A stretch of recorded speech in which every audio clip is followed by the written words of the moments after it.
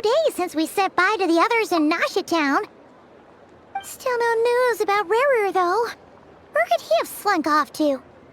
If only he was gone for good. But with all the trouble he stirred up before, there's no way we've seen the last of him. Hello! You must be the traveler in Paimon? Mr. Flynn has been looking for you. Unfortunately, there's been a serious wild hunt attack over at the quarry. He thinks it's time to regroup and figure out a plan. The wild hunt? Oh, uh-oh. We better get over there, right away! Come on, let's go!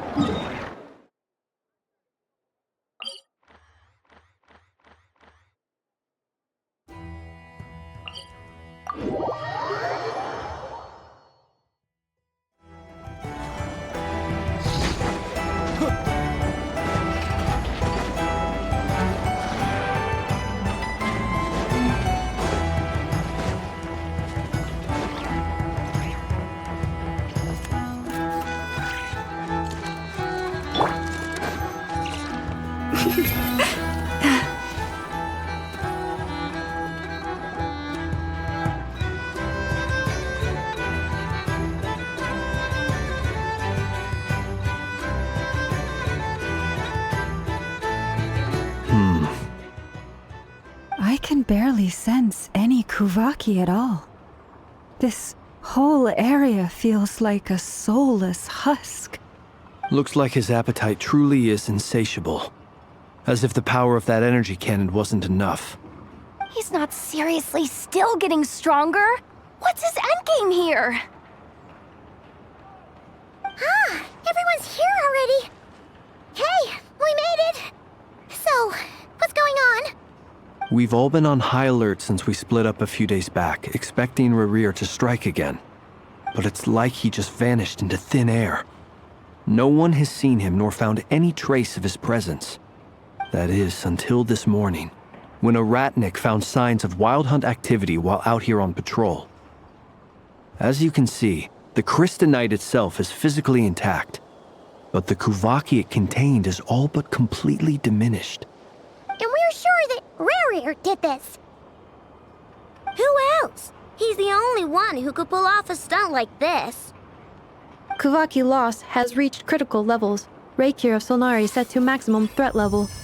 Warning, unless de-escalation measures are taken soon, he will pose a threat beyond our ability to contain.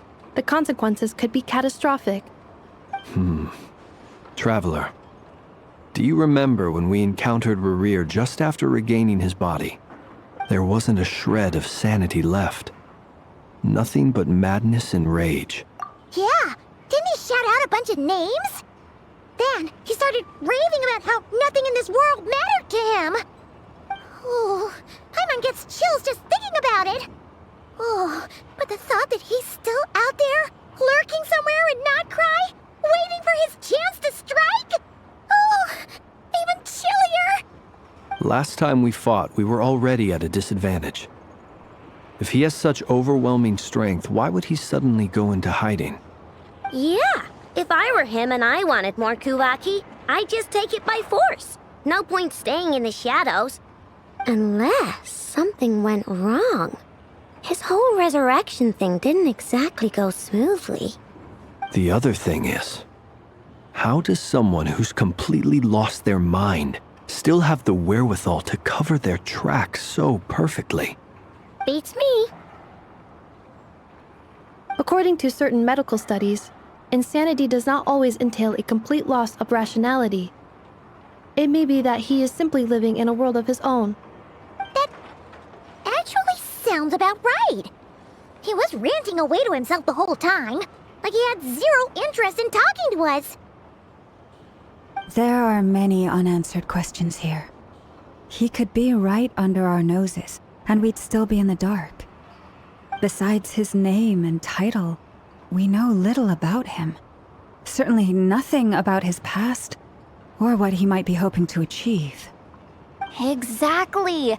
And we wouldn't even know where to begin looking. Even Boss hadn't heard of the Rahir of Solnari before all this. I'd be willing to bet that even if we gathered together every scrap of intel in Nodcry, we still wouldn't find more than, like, 3 useful facts about him. So, if we do nothing, he'll just keep getting stronger.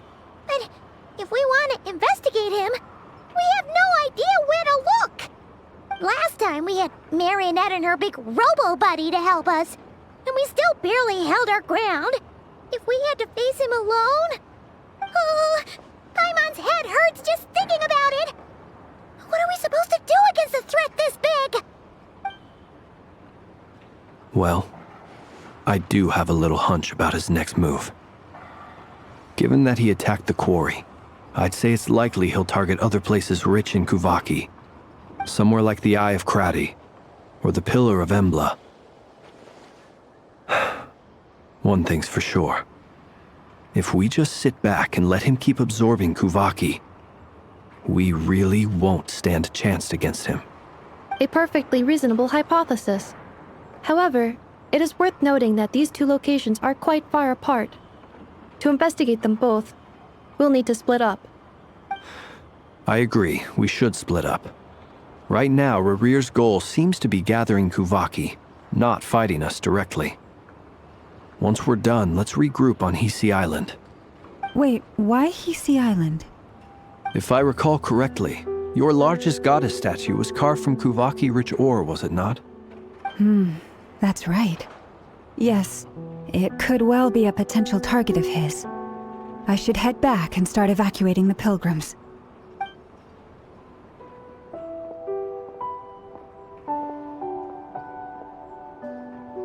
Splitting up's always gonna be risky. But I guess we don't have much choice, right? We're in a race against time here. And if we do run into Rarir, what then? That's when you follow the 3rd rule of treasure hunting. Run like the wind. Didn't you say the 3rd rule was go with the flow? I don't know. Did I? Anyway, whatever. In this situation, go with the flow means go find backup. Agreed. If anyone finds so much as a trace of Rarir, do not pursue him. Get out of the area and alert the rest of us as soon as possible. We need to put safety first. All right, we'd better get moving. Come on, Ineffa, let's go.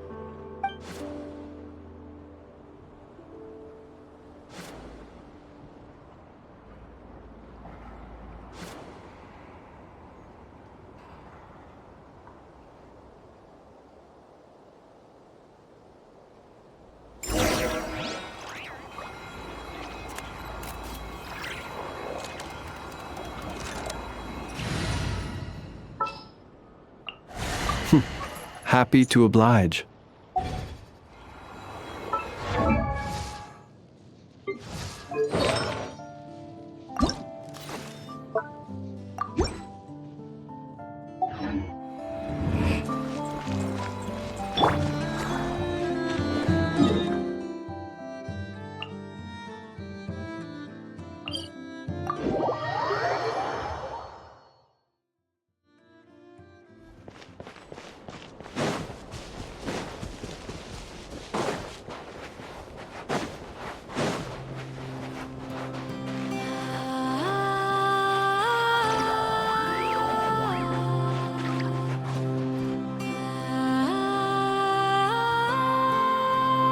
Any leads? Nope. Diddly squat. No clues to where he might be hiding. It's like he's a ghost. It feels like we're sitting on a powder keg that could go off at any second. Ugh, I hate this feeling. I'd rather face him head on than be left hanging like this. So, you guys didn't find anything either? Not loving the word either. How about you, Flint's? I questioned a few Ratniki and eventually narrowed my investigation down to one suspicious individual. But by the time I got to his place, he was already gone. Almost as if he knew someone was on to him. Either that, or he's just extremely cautious. and doesn't stay in one place for long. He's been biding his time for a while now. The question is, where or what is his next target? No idea. Since regaining his body, he seems to have lost all interest in the fragment in my possession. If he did still want it, he's had plenty of chances to take it. All we can do now is hope that Ino and Anefa turn up some leads. Darn it, Rerir! If you've got the guts, come face me one-on-one! Wait, he's actually here? I didn't mean it! I swear! No, it's coming from Silver Moon Hall. The Lady Kutar might be in danger. Let's get over there, quick!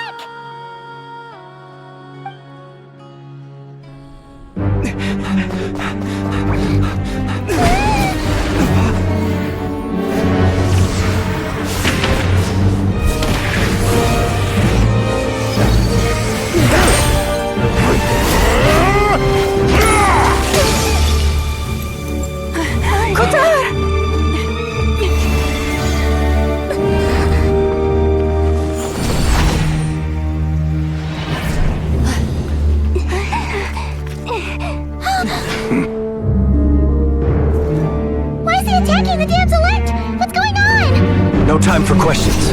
Stop him!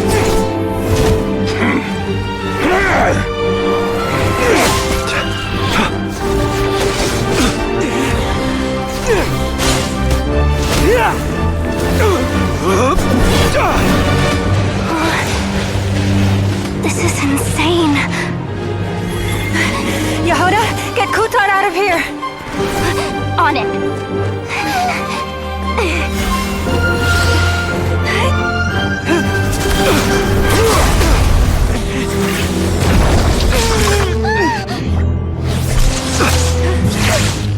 Look where your feeble light has gotten you. Now you shall plunge into darkness. Felindus, soon I will find a way. Watch out!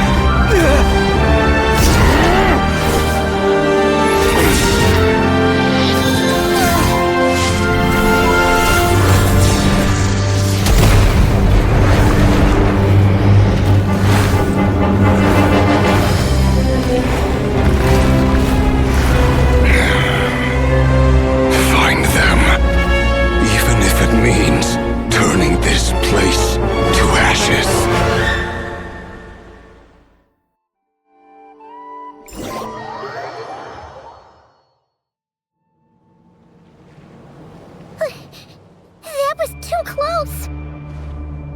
We barely made it out of there alive. What's that guy's deal? How'd he get so crazy strong? He's a threat to this entire nation. I doubt his strength could even be measured by conventional standards. I have a question. When me and Anefa showed up, we saw him chasing after this lady like he wanted her dead. What was that all about? We weren't there for the whole thing either. They were already duking it out by the time we arrived. Yeah, we didn't see how it all started. It all escalated so quickly, we had no choice but to step in. Kutar, can you shed any light on the situation? Kutar. Cross-checking database. I see. So you're the one that the Frost Moon Scions refer to as the Moon Goddess? Wait, she's the moon goddess? Oh, no wonder she looks just like all those statues. There are many reasons why people might worship the moon, and just as many why they might despise it. I've never met that person before, but there was no mistaking his deep-seated hostility towards me. Why he holds me in such contempt, I cannot say. But since he hunts the power of the moon, it's no surprise that I am a target. Kutar. There are many potential motives.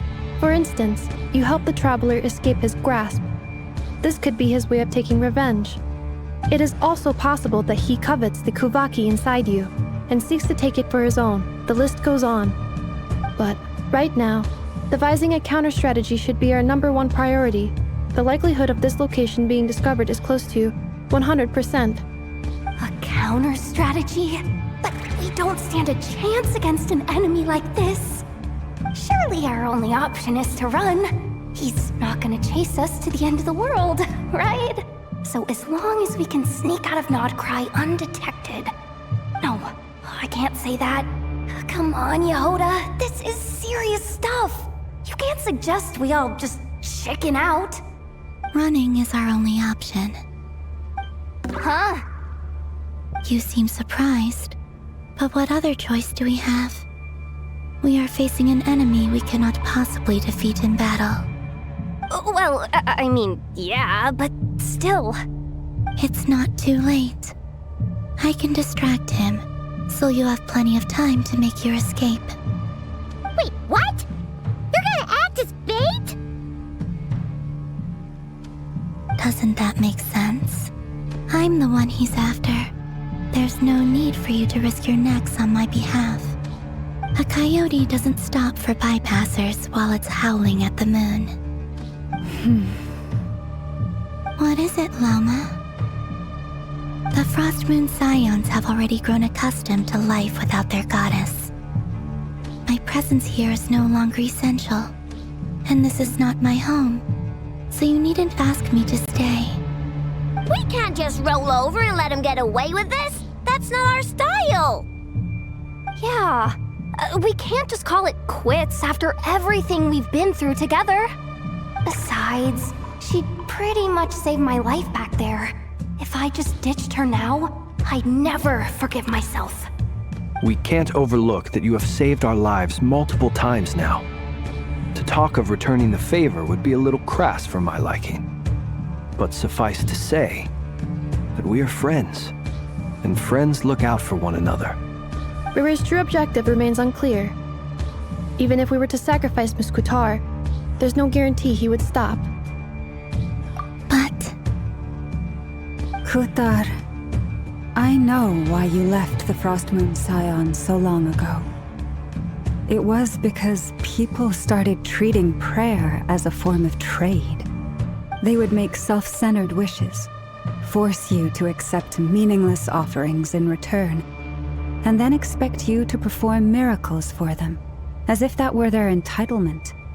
If it were me, I might have walked away too.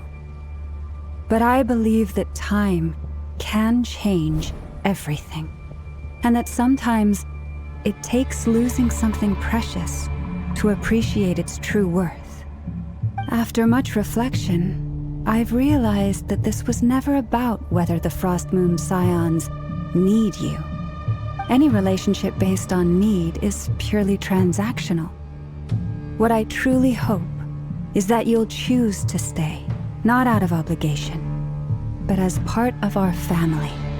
You were born here, and now you've returned. Who knows? Perhaps it was the moonlight that guided you home. thank you, Lauma.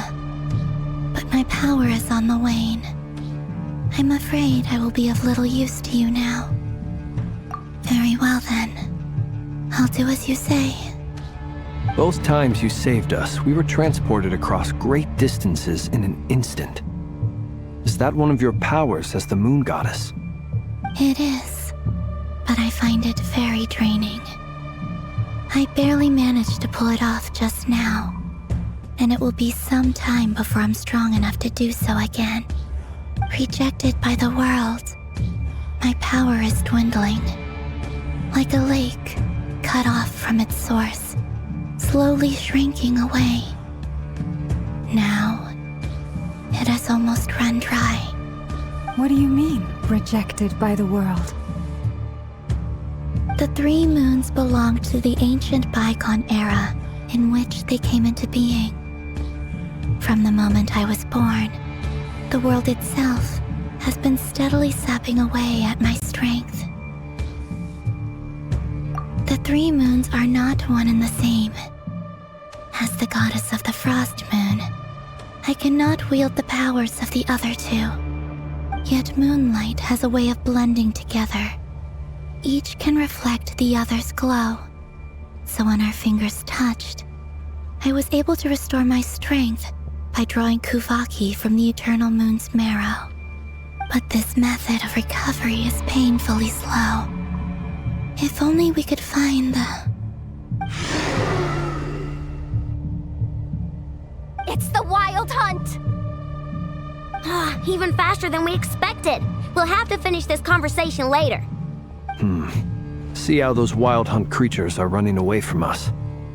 They're likely just a scouting party, which means Rerir won't be far behind. Then what are we waiting for? Let's get the heck out of here!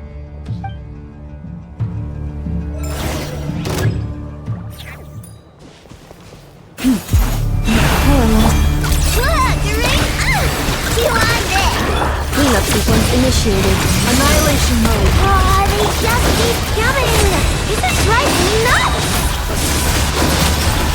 Rerir's closing in on us. We need to pick up the pace. There's too many of them! And this time, we can't fall back on Kitar's house to escape! This goes on much longer.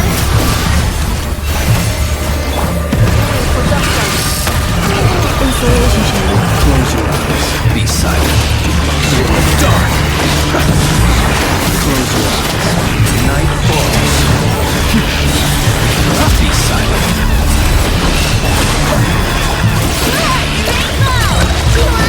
Alternative protocol. All the frost in the air. The night coming. Observe. Fear the dark. Close your eyes. Preparing for dust up. Defensive mode engaged. With one heart, receive my blessing. Sweet things. Be silent. Observe. Fear the dark. Be silent. To dust.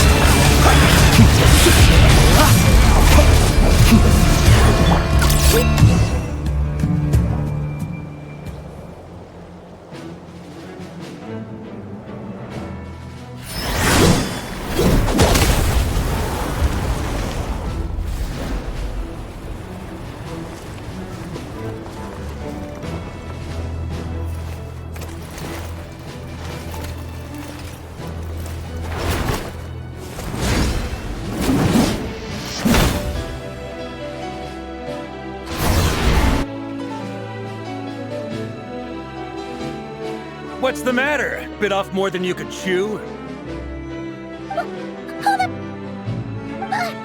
are you? Uncle Varka! You're back from Amsvartnir? Whoa! You're Varka? Grand Master of the Knights of Favonius? We could save the intros for later. Right now, let's get you all out of this hellhole. Follow me. I know somewhere you'll be safe. Oh, is that where I think it is? That's the one. Come on, move! There's no time to waste.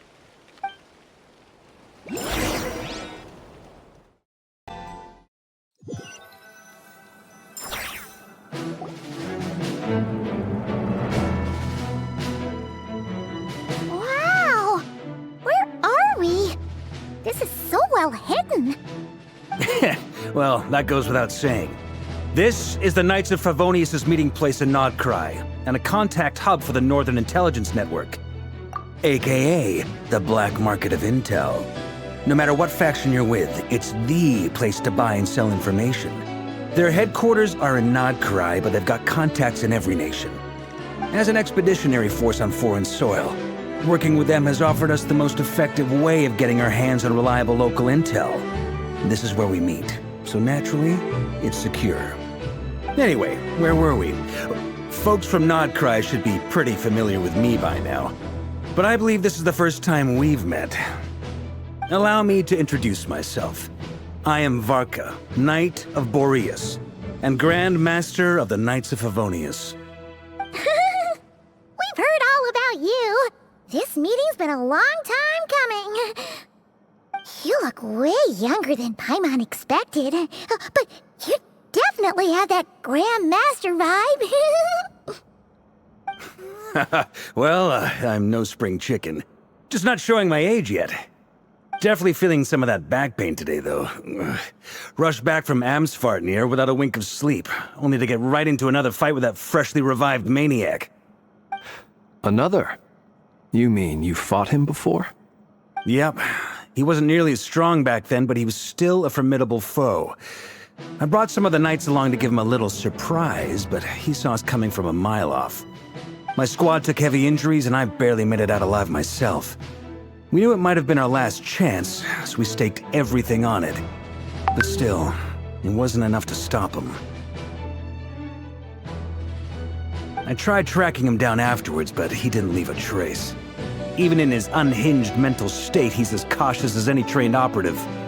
So, I decided to come find you. And as luck would have it, turned up to find you being ambushed by the Wild Hunt. The rest, you already know. Is that why he's been frantically absorbing Kuvaki these past few days? Because he sees you as a threat? Maybe I'm part of the equation, but even if I weren't, I'm sure he'd still be gathering power. He's clearly working up towards something. Note to self, Uncle Varka's strength rating officially upgraded. Guess it's my turn to ask questions now. So, what exactly has been happening in Nodkrai? Why is the Wild Hunt returned in humanoid form? And why is it after you? That's a long story, but I'll try to make it quick.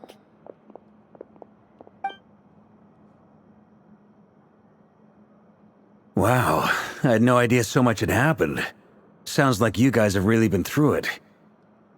So, the Kutar is actually a Fatui Harbinger. And all this Wild Hunt activity in Nodkrai is the work of the Raker of Solnari, one of the 5 sinners. That's a lot to take in. Need some time to wrap my head around it all.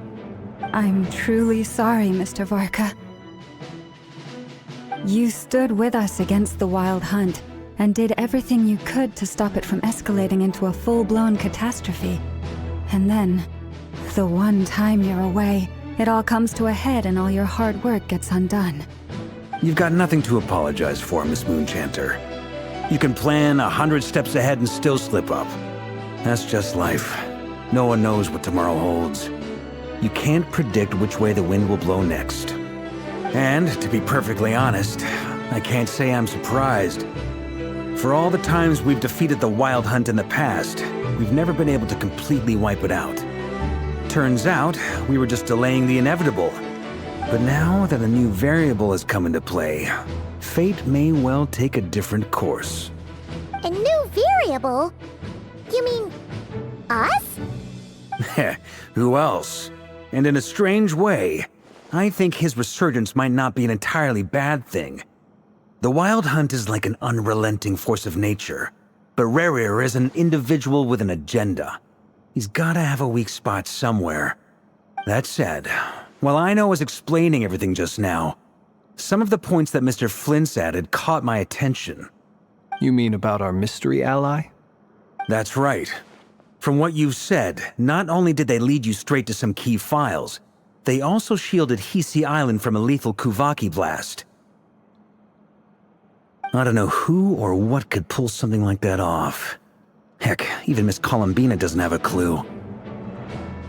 I hadn't heard the story about those files. Would you mind repeating their titles for me?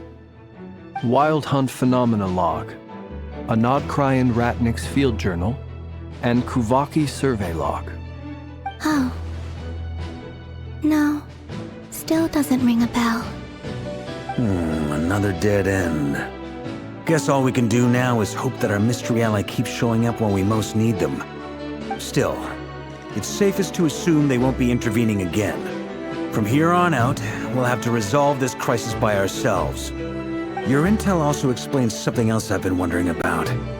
The reason I led my team to Amsfarnir was because we'd had reports about a possible source of the Wild Hunt showing up there. But once we looked into it, it turned out to be a red herring. I don't know who was behind it, but clearly, it served its purpose. I doubt it's by chance that he happened to make his comeback while my attention was diverted. And from everything you told me, it sounds like his scheming began well before his return. So maybe luring me away was all a part of his plan. But is it even possible that he orchestrated all of this by himself? The Moon Maiden and the Raker of Solnari, Nodcry of all places. The way everything is unfolding, it can't be a coincidence. So, what do we do now? Got any ideas? Right now, we've got at least 3 things to consider. Let's go through them one by one. First, we need to figure out how to take down Rerir. If we can't beat him in a straight-up fight, the rest won't even matter. To my knowledge, the bulk of Nodcry's fighting force is already gathered here. But even with everyone united, we're still no match for Rerir in his current state, let alone with his power still growing. What if there was a way to tap into a new power of our own? How so? Have you thought of something, Columbina? 3 moons once watched over this world. The Eternal Moon was the largest. The Frost Moon was the brightest. And the Iridescent Moon was the most mysterious. They say that back then, the 3 moon goddesses wielded immense power, enough to shape the workings of the world itself. I now bear the Frost Moon's power, and the Eternal Moon's marrow resides within the Traveler. Hold on. Are you suggesting? The iridescent moon, the last piece in the puzzle. That's right. If we can find the Iridescent Moon's marrow, I will be able to regain my strength much more quickly. The 3 moons are said to stir the tides and illuminate all things. Perhaps they hold further secrets beyond our understanding. According to my analysis, the solution is feasible. However, it is subject to one major condition. How do we locate the Iridescent Moon's marrow? I know a way, but we will need to visit the Fatui's Experimental Design Bureau. The Experimental Design Bureau? Are you saying we need to involve Marionette? Yes. I must speak with Sandrone. It's a long way from here to the Experimental Design Bureau. There's a high chance you'll be spotted. You shouldn't go alone. Then that's settled. Next up, our second priority. Somehow, we need to figure out Rerir's end goal. As you saw for yourselves, when he was still in his Wild Hunt form, everything he did was for the sake of recovering his body and resurrecting himself. His first act since then, after laying low for a while, was to try and assassinate this young lady. People's obsessions often reveal their greatest vulnerabilities. There must be a reason why he despises the moon so deeply. Perhaps it sheds some light on his title, the Raker of Solnari. The Wild Hunt has plagued Nodcry for centuries now. If we want to stop it for good, we have to get to the root cause of what's driving it. It's true. We still know very little about him. If Kuthar hadn't given us that lead, we wouldn't even know his name. But where would we even start? I doubt even the Intel Queen of Nodcry has a clue, and she has info coming out of her ears. Oh? That's a rather hasty conclusion for someone who's so painstakingly meticulous when it comes to dealing with machines. Ah, she heard me.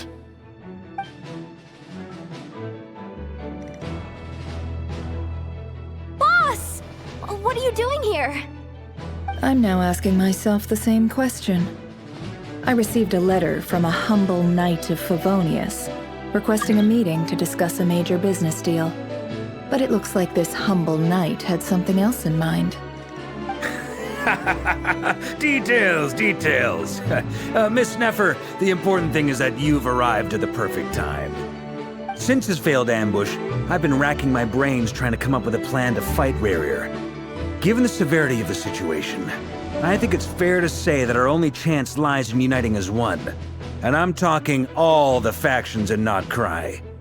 We can't do this without the Curatorium, but I knew it'd be a tough job to win you over. So, I took the liberty of reaching out for a little chat. Wait a sec. How did you even hear about this place, Nefer? Didn't you say this is meant to be the Knights of Favonius' meeting spot? And a contact hub for the Northern Intelligence Network? And isn't it supposed to be super hidden? You really think he could have gotten settled in Nodcry without my help? Besides, I'm the one running this gig. Of course I know where the meeting place is. Allow me to introduce the current head of the Northern Intelligence Network. If it's intel you're after, she's your woman. Pretty much seen and heard it all. Please spare me the flattery. Let's cut to the chase. Seems like you've run into some trouble, huh?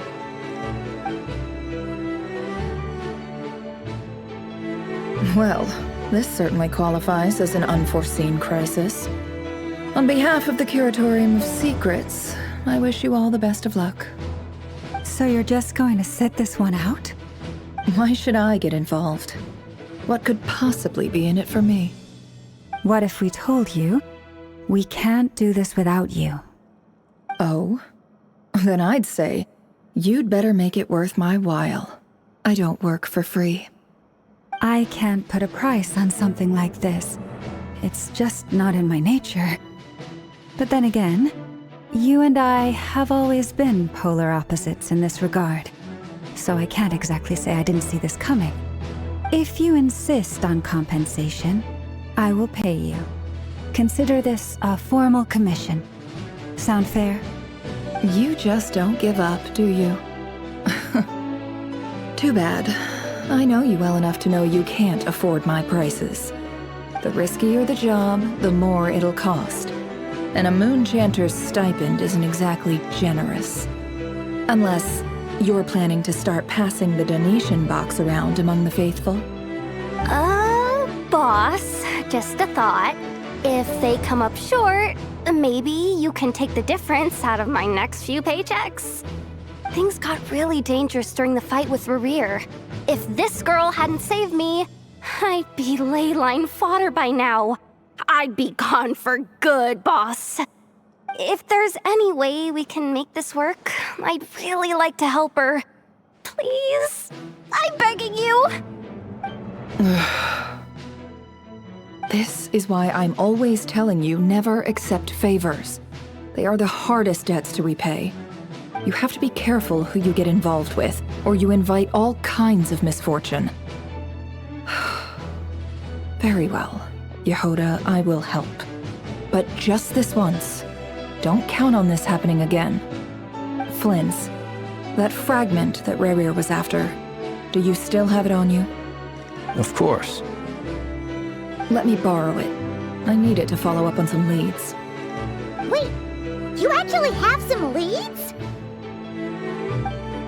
Shh. This is top secret information. I get it. We all have things we'd rather keep to ourselves. Plus, I know we can count on you, so we'll leave the intel gathering in your hands. And that brings me to the third and final item.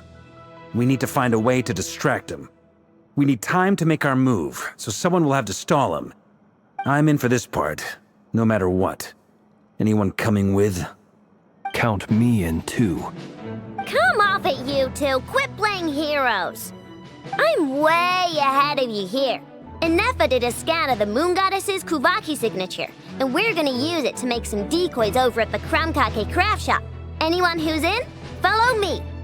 Once they're ready, we'll deploy the decoys across Nodcry. So as long as the rest of you keep moving, he won't catch on to your scent and won't be able to track you down. I like it. Genius idea. No biggie. All right then, we'll split into 3 teams. Once your team has finished their mission, return here and wait for the others. Dismissed!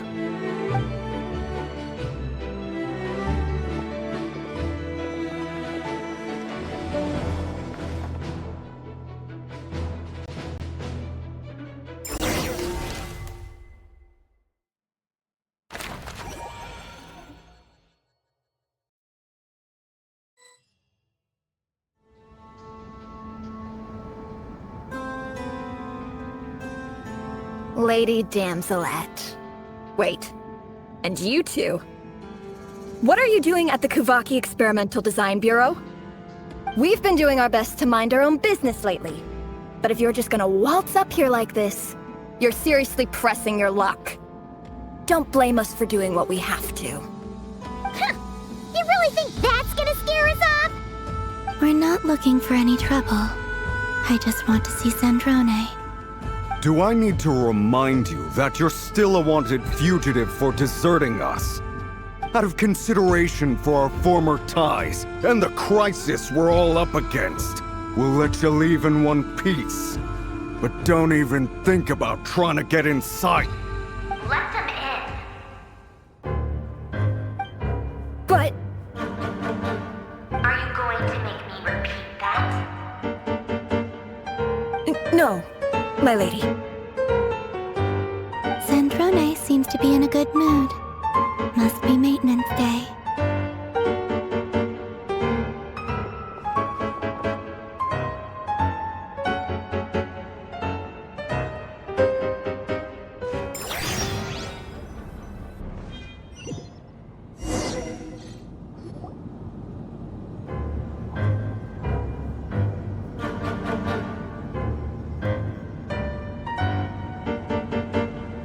So tell me, to what do I owe the honor this time? Actually, before you answer that, just so we're clear, we're not colleagues anymore, Columbina. I don't owe you anything. I promise it's nothing big. It seems like you've gotten the wrong idea here. The only reason I let you in was because I was bored. It seemed like a way to kill some time and satisfy my own curiosity. Whatever miscalculations I may or may not have made in the past, I haven't lost the plot enough to even consider sticking my neck out for your sakes.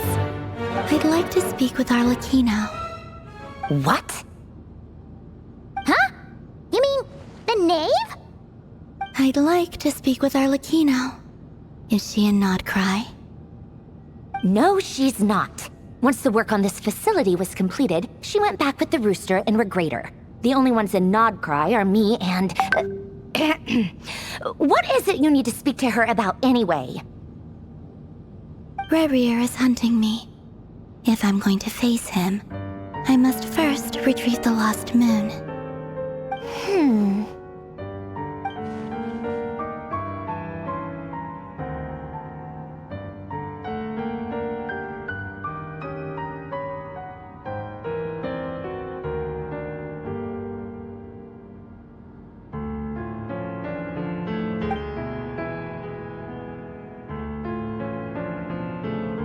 Is that a no, then?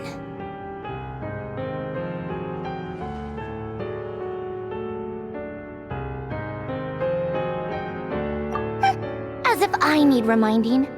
I was this close to settling things with him before someone decided to whisk me away to their weird little garden. Have you held any tea parties lately? Tea parties? Yeah, obviously. You don't seriously think we'd pack it all in just because you aren't here. If anything, they've been more eventful than ever. Just me, Arlecchino, and a bunch of insolent, insensitive guests who won't stop asking where you've gone. Oh, they've been a real joy.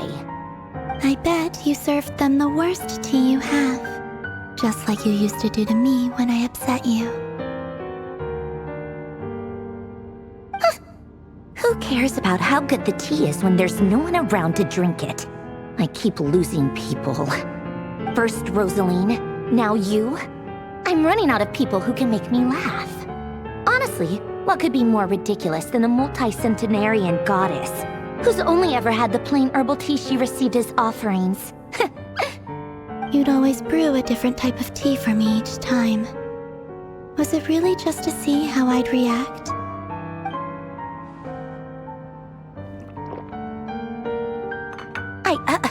Well, duh. Why else? Watching you squirm was practically my only form of entertainment.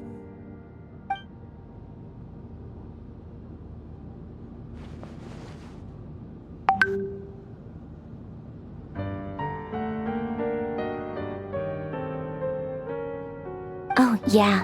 And Capitano sometimes used to bring Tartaglia around, too. But I guess we won't be seeing him again. Well, I guess we are overdue for a get-together. Polonia! Have Favronia pass a message to Arlecchino for me. It's time for tea. Will suffice. Pass along a message for me, too, if you would. My body cannot contain the marrow of 2 moons, so I'll be leaving one of them in her care. Excuse me? Who said you were on the guest list? If my tea meant that much to you, maybe quitting the Fatui wasn't your brightest move. Back when you were under the Tsaritsa's protection, no one would have dared come at you so openly. But that protection didn't come for free. In fact, I paid dearly for it. At the end of the day, it was just another transaction. I just got tired, that's all. I never wanted any part in their grand ambitions, and I've had enough of being treated like a bottomless supply of power. It brings back memories from the old days, when I was still worshipped as the moon goddess. Centuries on, it may be a different group of people, but I see the same greed in their eyes.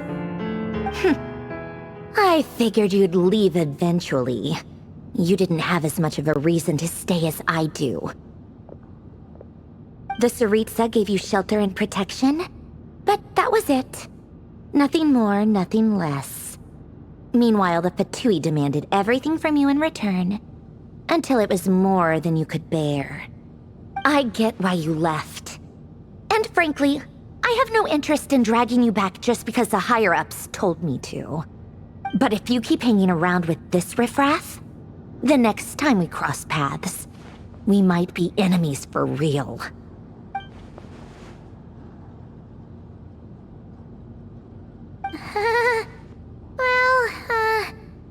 Guess that's our cue to leave? That might be your plan. But it sounds like someone else wants you to stay a little longer. Huh? What do you mean? Listen.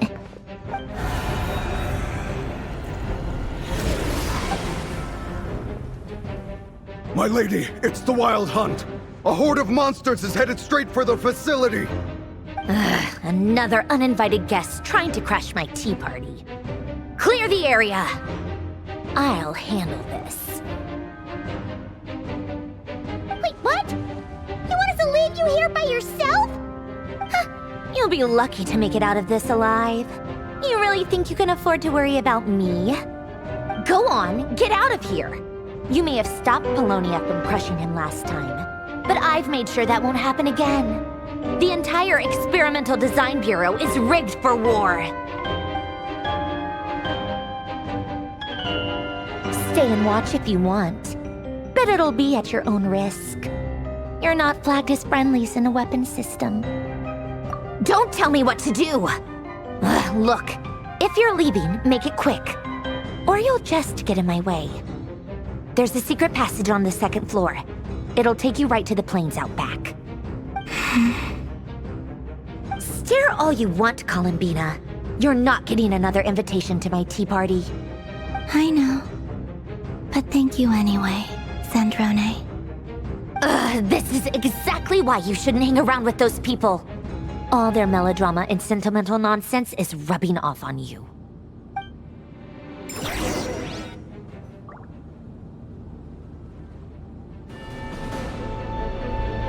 Come on then, Mr. Ray here. Let's pick up where we left off. It's your Wild Hunt monstrosities versus my beautiful creations. Let's see who comes out on top.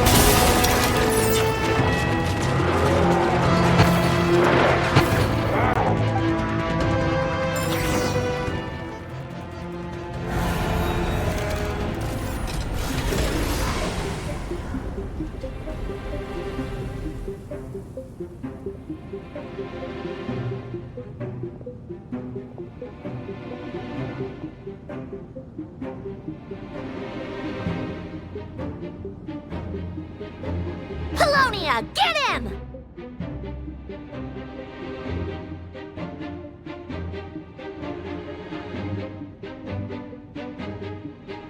I've upgraded Polonia again since our last encounter, and uploaded every last scrap of your data. So let's finish this once and for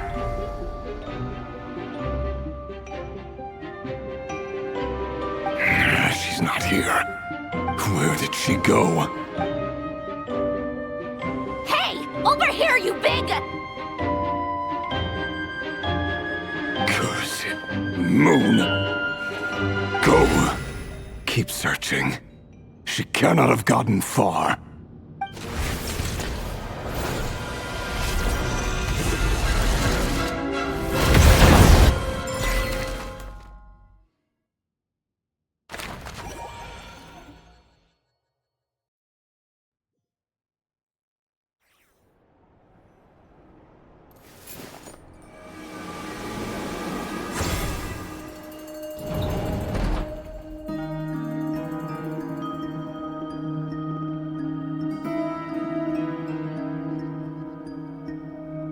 So this is your method for investigating Rarir's past.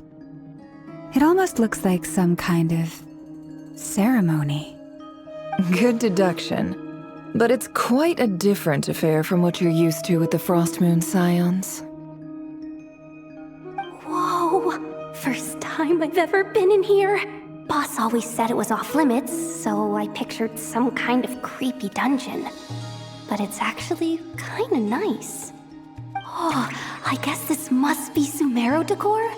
That's where Boss is from. And that nice shopkeeper who sold me my treasure compass.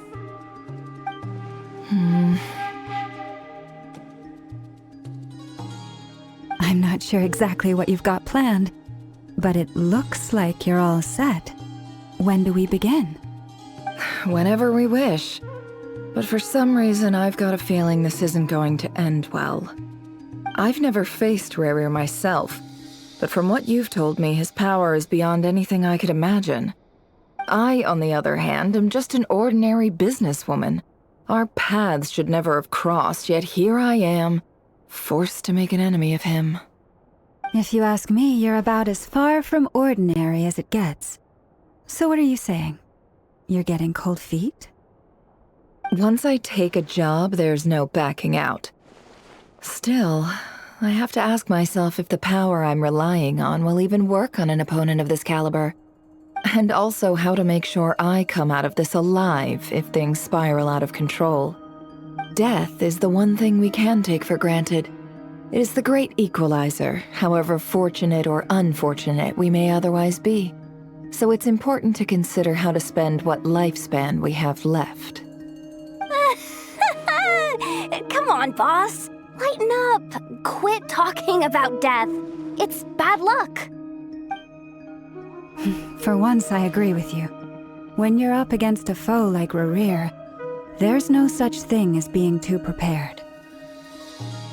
Is there anything I can do to help? That won't be necessary.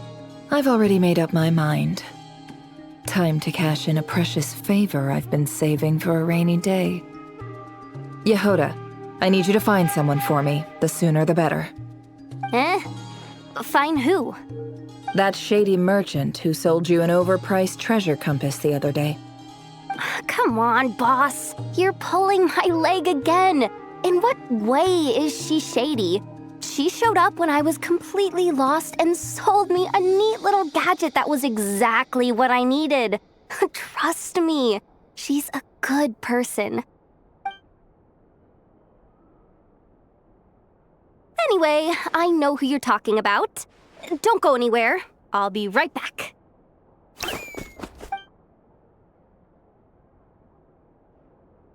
Quit dragging me. I genuinely can't run any further.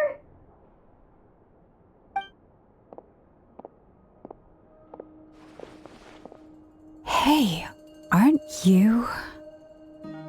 What is it? What's the big rush? You dragged me out of a dream where I was literally swimming in Mora. I'm charging double my usual attendance fee. See, look how easygoing she is.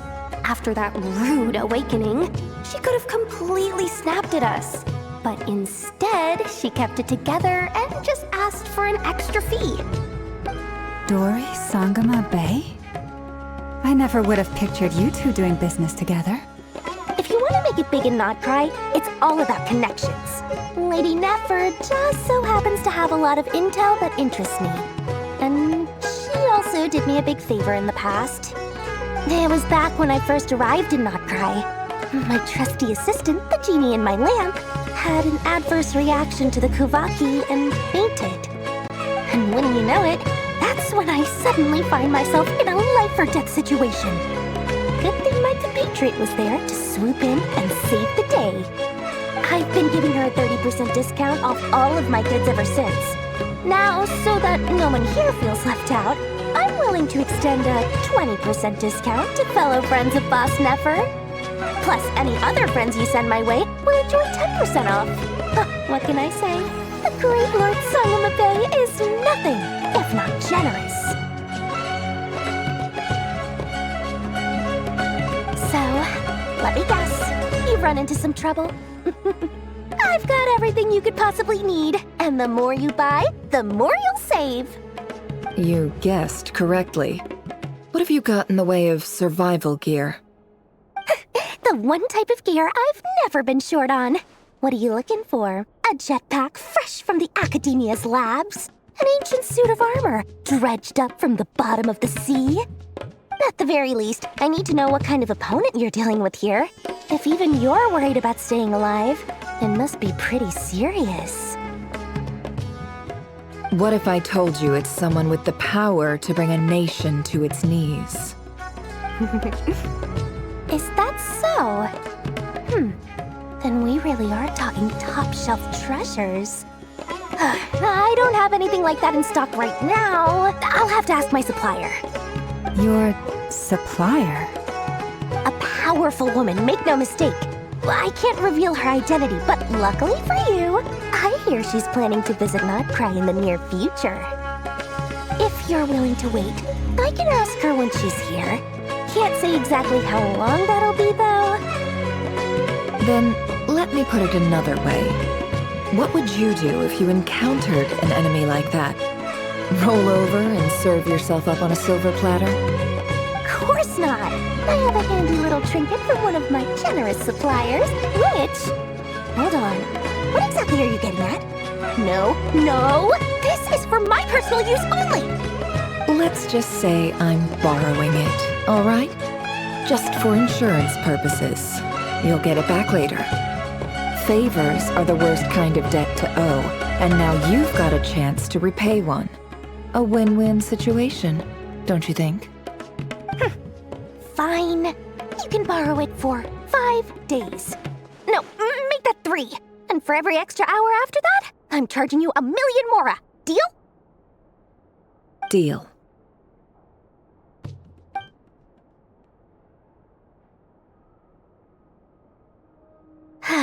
What a way to start the day. Now, was there anything else you wanted? Or can I go back to bed now?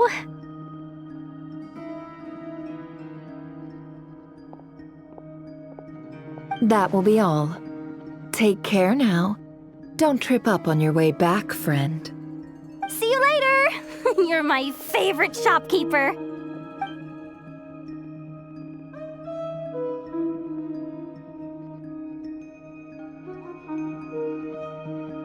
Excellent. Everything is well and truly ready. The ceremony can now begin. After initiating the ceremony, your minds will follow me wherever I go. You will see many strange things in your mind's eye. So remember, don't be frightened, and don't make a sound. Now then, let us peer into the Raker of Solnari's past.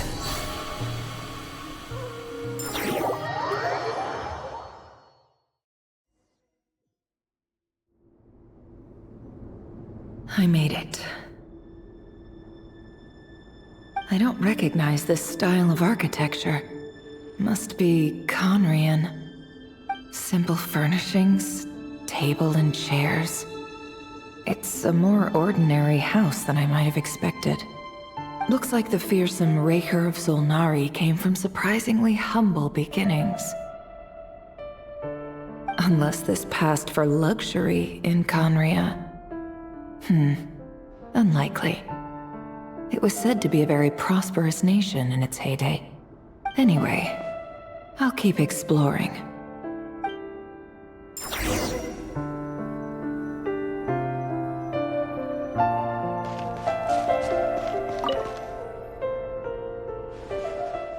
Hi, Rivier. Since you're working extra hours tonight, I thought I'd keep myself busy by checking out that new kebab shop. I've heard good things about their menu. I'll test it out, and if it's as good as everyone's saying, let's go back together sometime. P.S. New stash from the Universitas Magistrorum. I brought some goodies home. A few teacups and a pin rack. Hope you like them. They didn't sign their name, but they must have been close. Sounds like they were living together.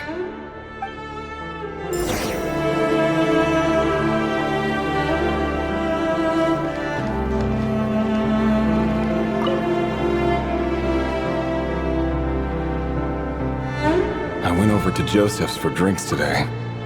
They have a fine collection, but I went alone. Felindis was tied up with something and couldn't make it.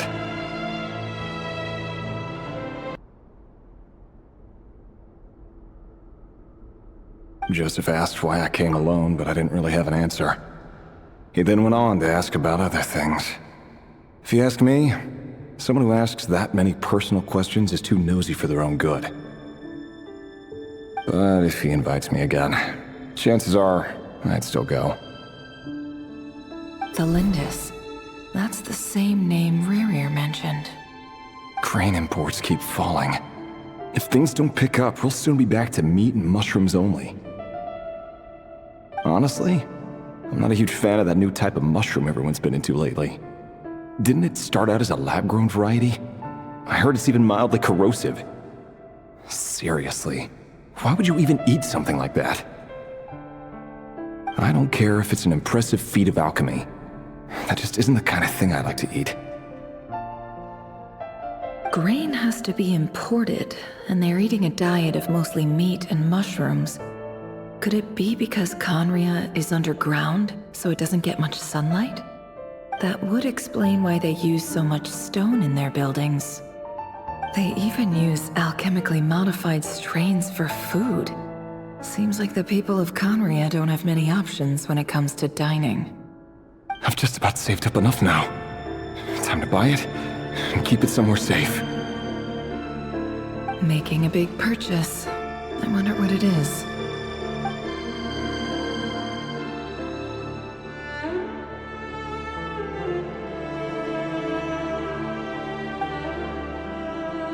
He really is a professional. No wonder he's so good at covering his tracks. Despite what he's become, it seems like he's retained certain habits, at least in this regard.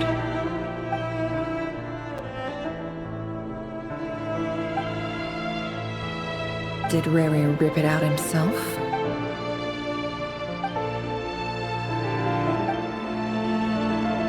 Before I met you, I was convinced that my heart was nothing more than a stagnant pool. The burial place of a fallen moon. A withered, windless grove where the waters rested forever unrippled. It was you who helped me see that my heart hadn't entirely withered away. That it could still beat to the rhythm of love. This is just trivial sentimentality from the looks of it. Why would he go to the trouble of hiding that? The burial place of a fallen moon.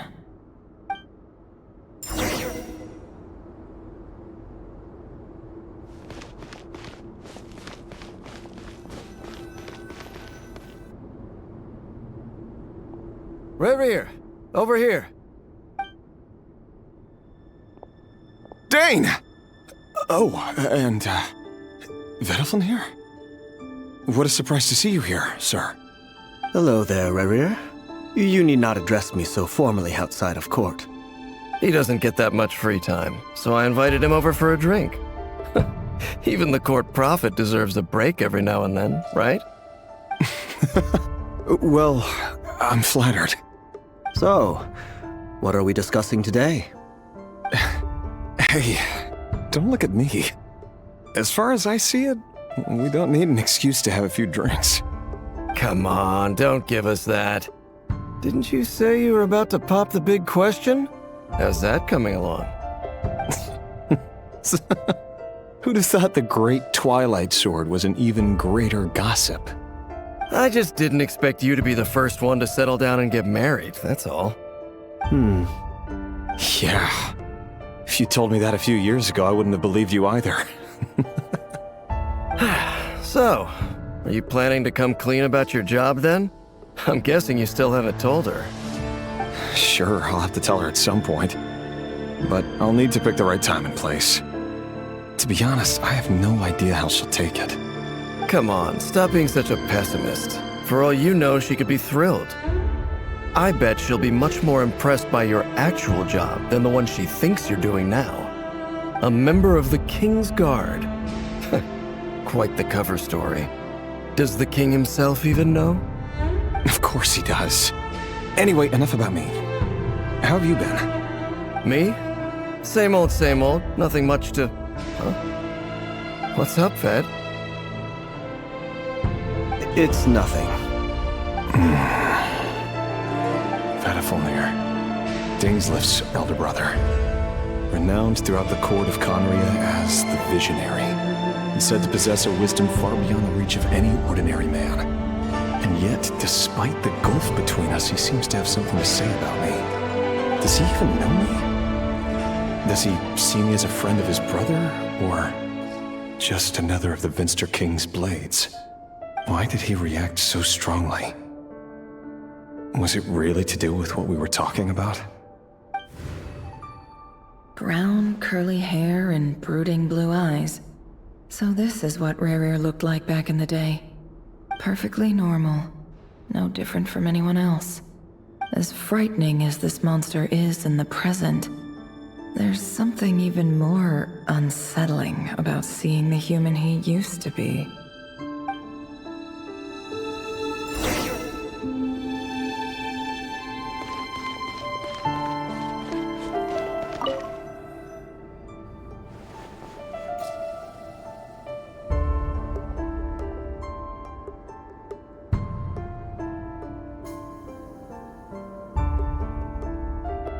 Felindis? You're back early? Our equipment's being serviced today, so I got off earlier than usual. How's your day been? Aw, why the long face? Is something the matter? Has your boss been giving you a hard time again? Went for a drink with Dane and the others after work. Isn't that a good thing?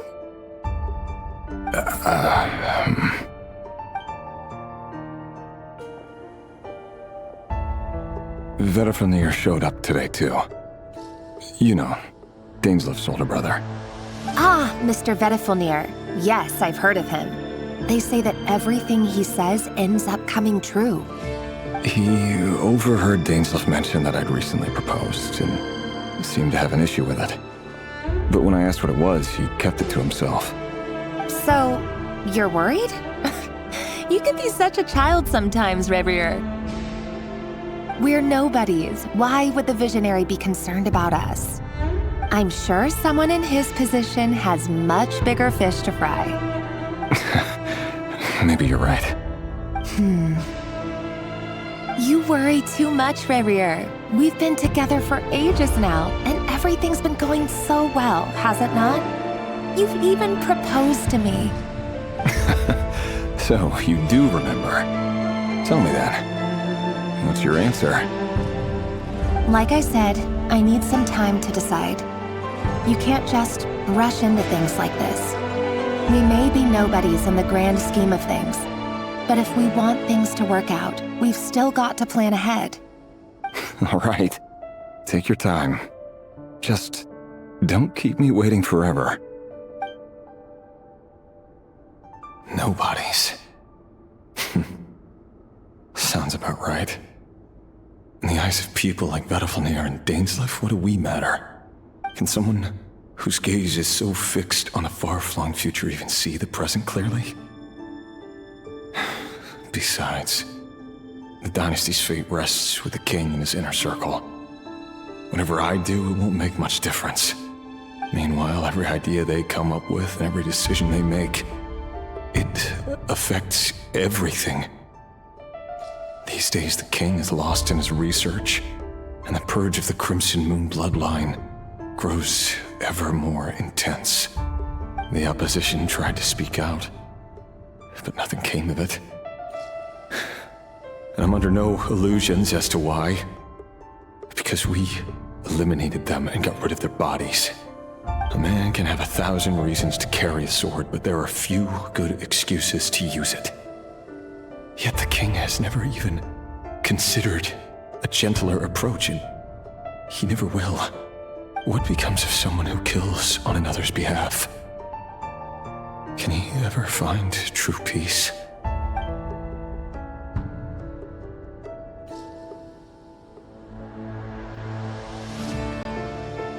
Thelindis?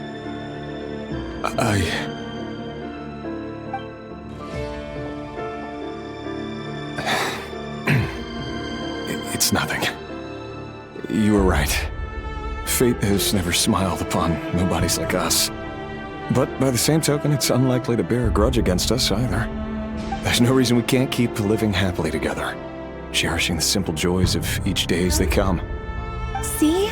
You just need to stay positive, Revere. I can feel your warmth, your breath. You're right there, right by my side. Just seeing you makes me happy in a way I can't explain. And that's something that no one could ever take away from me. So smile, my love. Let go of that frown. You're right, Thelindis. I've just been overthinking things. That's better. Getting caught up about things like this will only ruin our evening. Speaking of which, all set for the ball tonight? I need to go get ready. You go ahead. I just have a few things to take care of, then I'll come join you. Even busier than the big shots, huh? Fine, I'll go get started. But don't be late. If you keep me waiting too long, I won't be a happy bunny. Relax. I'll be there. Seriously, though, you drive a hard bargain. You're really gonna leave my proposal hanging and still expect me to take you to the ball? Well, that goes without saying. I already told everyone I'd be coming with a dance partner. Besides, they're two completely different things. Let's take it one thing at a time, all right? All right. White outfit it is. It seems like Rere was deliberately hiding his ties to the intelligence services by giving the impression that he was just an ordinary member of the Vinster King's Guard. He clearly doesn't want his would-be fiancée to know about his other life. Then again, that's hardly surprising. People in the intelligence trade rarely do. Who'd have thought we were in the same line of work? Let's dig a little deeper.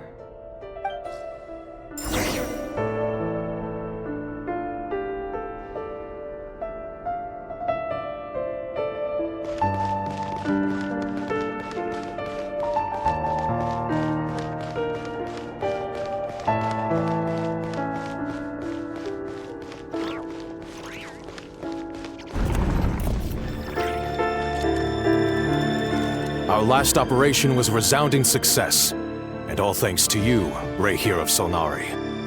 In total, we apprehended 32 dregs of the Crimson Moon, and 67 accomplices. After all these years since the dynasty's fall, so many of them still linger on. Indeed, it cannot be denied. Yet it was destiny that the Crimson Moon should be overcome by the eclipse, and that His Majesty, the all-seeing Vinster King, now guides our nation on the path to prosperity. Conria has no further need for a dead moon. But alas, there will always be those who refuse to see the truth, choosing instead to romanticize the past. That's not entirely true. Much about the Crimson Moon era was worthy of remembrance. And that's exactly why they keep trying to see it restored. Many of its secrets remain unsolved to this day. As it happens, that's precisely the field of study my partner is devoted to. You still haven't told her what you really do for a living. Where would I even start? How do you tell someone that you're one of the king's hand-picked executioners? That your hands are steeped in blood. You didn't choose this life, any more than I did. Orphans like us don't get a say. But I'll sure as heck be the one to pay for it. Speaking of which, we need to be more rigorous in the way we identify direct descendants of the Crimson Moon. Someone, it seems, has strong opinions about my future plans. Most likely my marriage in particular. I have a feeling that we may soon become targets of the Crimson Moon's retribution. Your concerns are not unfounded. They've taken out many of our colleagues these past few years, and for that very reason. These are no helpless lambs we're leading to the slaughter. They're wolves in sheep's clothing. Take care, Rayhir of Solnari. I look forward to toasting you at your wedding. Thanks, Thorkel. You look after yourself, too.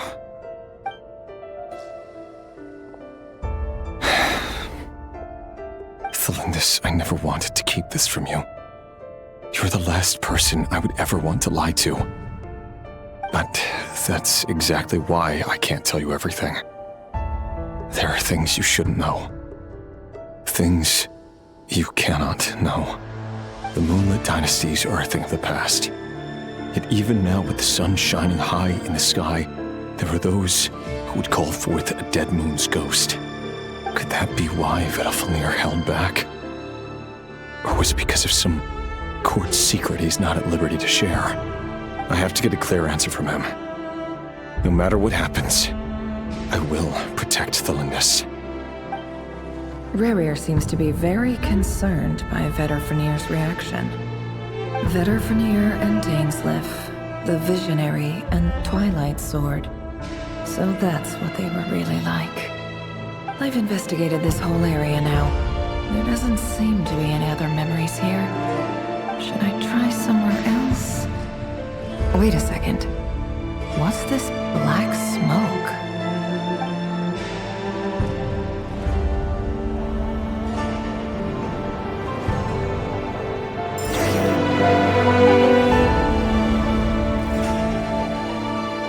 So, he's late after all. Just you wait, Rerir. You're in for it. Big time. Are you waiting for someone, ma'am? Could I tempt you into buying some flowers?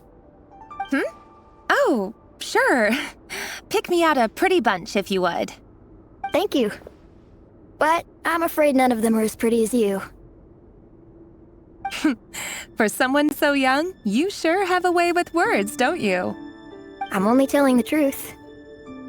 Look me in the eyes. You'll see I'm not lying. May we have a word in private? Who are you? And what do you want? It doesn't matter who I am. Too many of our kind have fallen lately, so I decided to take the risk of reaching out. Not long ago, the Rayhir of Solnari led an assault on one of our strongholds. We suffered many casualties, and many who came to our aid lost their lives as well.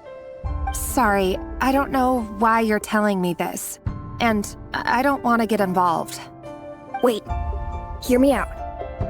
This time we finally got a clear look at his face and learned his true identity. His name is Rerir, and he claims to be one of the King's guards. What did you say? A cruel irony, isn't it? The man you're set to marry leads a double life as a brutal executioner. But surely, you must have caught a whiff of the blood on his hands. Why are you telling me all of this now? Simple. It's because... How strange. Rerir was nowhere to be seen in that memory. It clearly belonged to Thelindis. Rerir couldn't possibly know what happened if he wasn't even there. Why would her memories appear in his fragment? The ceremony won't last much longer. I think it's time to call it a day.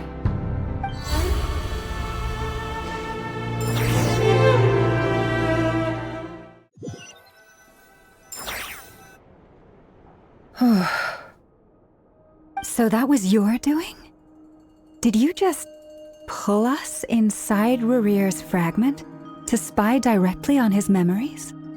Any more questions, and I'll have to start charging. I had no idea you could do that, boss! Seriously, That was amazing! We're not worthy. We're not worthy! I gotta admit, though, I'm itching to see what happens next. Feels like we barely scratched the surface. I'm just as curious as you are. But the ceremony only allows for limited time inside. That's all we can see for now. Luckily, we managed to learn quite a lot. So far, so good. I just hope the others are doing okay too. Especially the group with the Traveler. Their mission is a risky one. Let's hope it's all going smoothly. If you're worried about them, go see how they're doing. If I know Boss, she's gonna need some time to write up all the details and make sure it's all coherent. I'll stay behind to lend a hand, but feel free to head back and meet up with the others.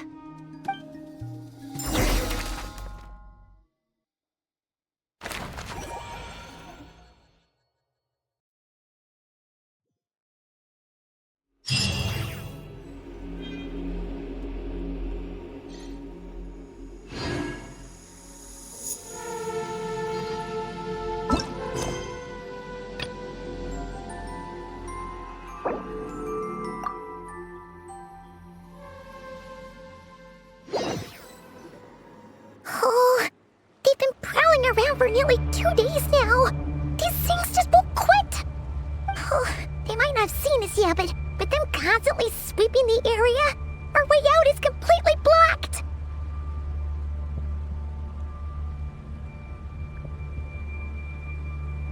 Oh, that's never gonna work. One little slip up and it's game over. If they spot us, they'll run straight back to Rerir. And once he knows we're here, it won't be long before he's breathing down our necks again. Oh, guess you're right. All right, time to zip it.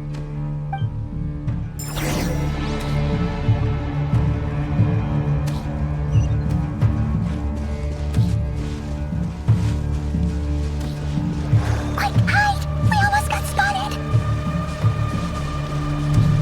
Phew, that was a close call.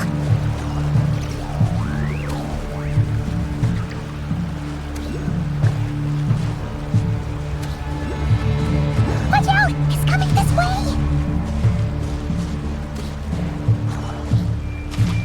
Keep going. We're nearly there. This is the final hurdle.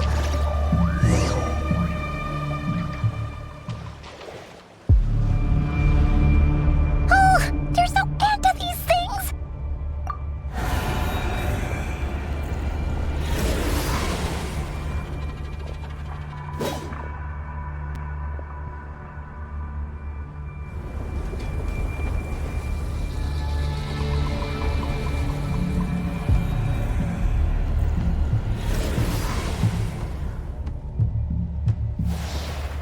Fire. Fire? Wait, what's that smell? Oh no! There's a fire!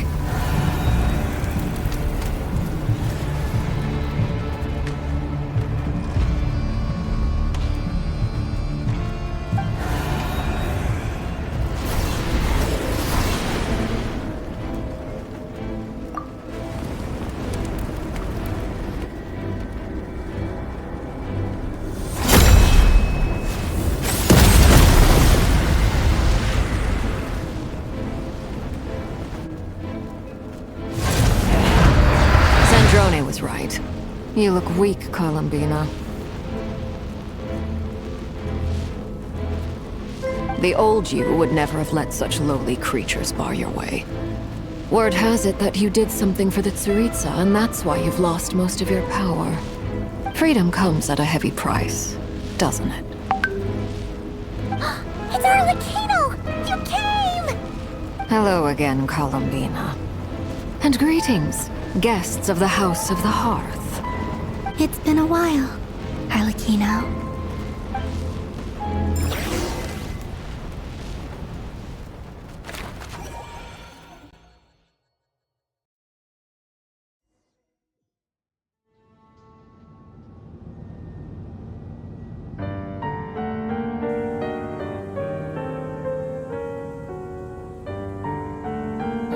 Stupid right here of stupid Solnari. Ugh, whatever. I've got all the data I need. Next time we meet, you're finished. He sure doesn't pull his punches. Excuse me, do you need a hand? You can do me a favor by staying out of my way. Can't you see I'm busy? Wait a minute.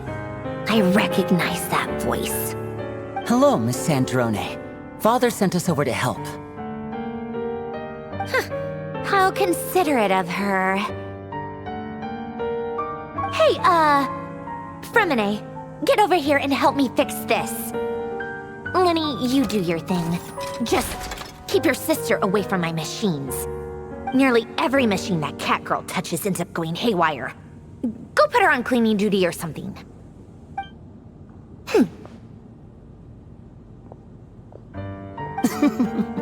Then let's start downstairs. Fremine, we'll leave this place to you. You've got it. Wait a second. Pretty sure there's still some tea in the cupboard. If you want some, you'll have to make it yourselves.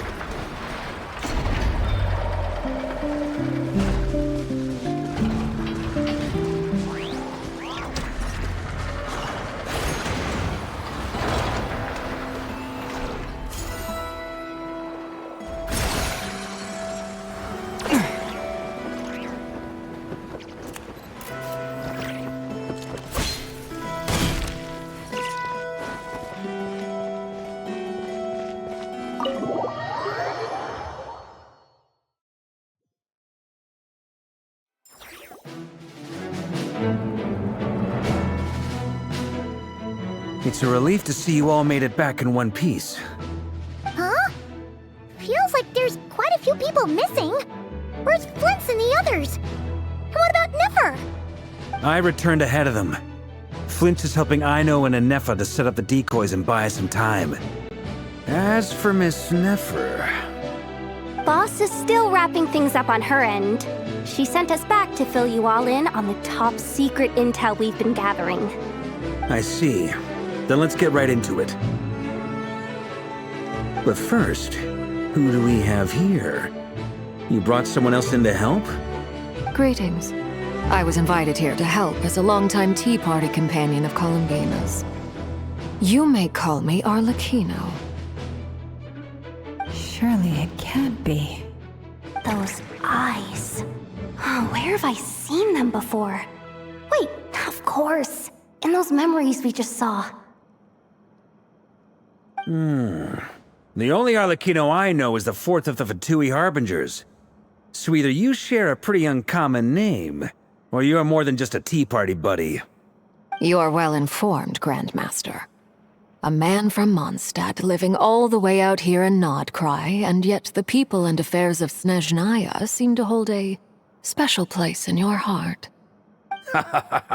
Oh, the feeling's mutual. Sounds like you know all about who I am, too. A Fatui Harbinger. The atmosphere in here just got really tense. Guess we can't just start trusting Fatui Harbingers, even at a time like this. I must admit, though, I'm a little curious. Seeing as the Moon Goddess no longer belongs to the Fatui, what makes you so willing to put your neck on the line here? Nor does Nodcry belong to Mondstadt, Mr. Varka. Yet still, you're fighting for it all the same. Things don't always have to have a tangible payoff. Sometimes, stopping things from spiraling out of control is a higher priority than chasing the spoils of victory. Of course, I can't say there's nothing in it for me at all. But that's between Columbina and myself. Forgive me. I don't mean to doubt you. It's just that the Fatui really have been the source of many of our troubles. We have our own way of doing things here in Nodcry. But ever since they arrived, the Fatui have treated us with nothing but hostility. I know there's been a lot of bad blood between us in the past. I've done my utmost to avoid friction whenever I could. But sometimes fundamental conflicts of interest simply can't be settled amicably. That's why I'm here solely in a personal capacity. This has nothing to do with the Fatui. As a gesture of good faith, I'll be frank. I can help Columbina track down the iridescent moon's marrow, which will help her restore more of her power. Anyway, what else is on the agenda? Let's begin. She says she'll be frank, then completely skips over the details. Looks like she doesn't want to give away too many secrets after all. But she clearly wants to change the subject. It'd be awkward if I tried to bring it up again now. I guess we'll just have to go along with it. She's the fourth of the Fatui Harbingers after all. One look and you can tell she's not someone you'd want to mess with.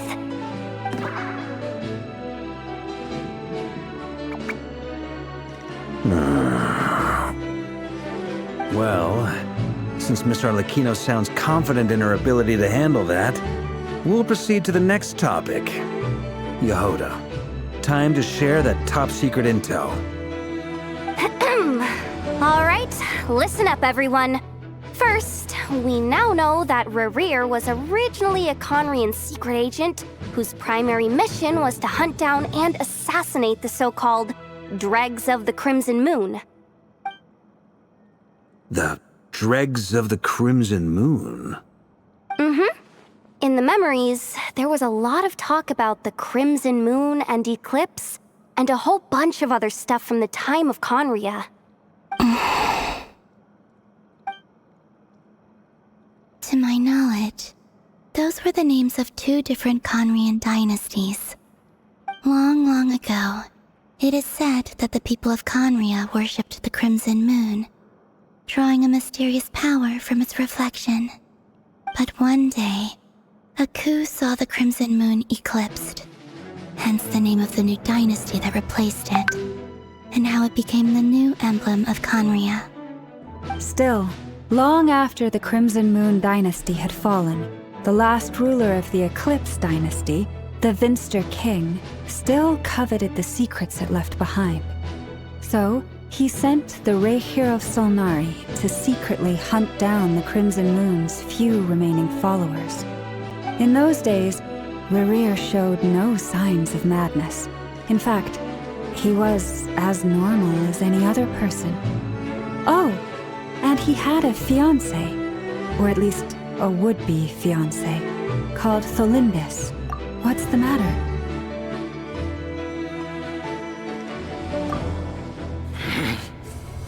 Stephanie, Granddaughter,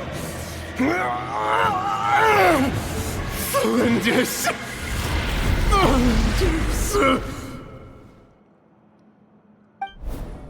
Interesting. Anything else? What about this would-be fiancé of his? Do we know anything about her? Well, she was a researcher at the Universitas Magistrorum, but it felt like she was hiding some kind of secret. Oh, and one more thing. For some reason, Rerir's fragment also contains some of Tholindis' memories, though only a very small portion.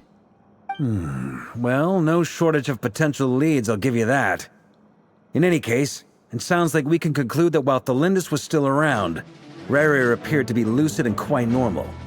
Tholindis, it seems, must have been the one thing in this world that he couldn't let go of.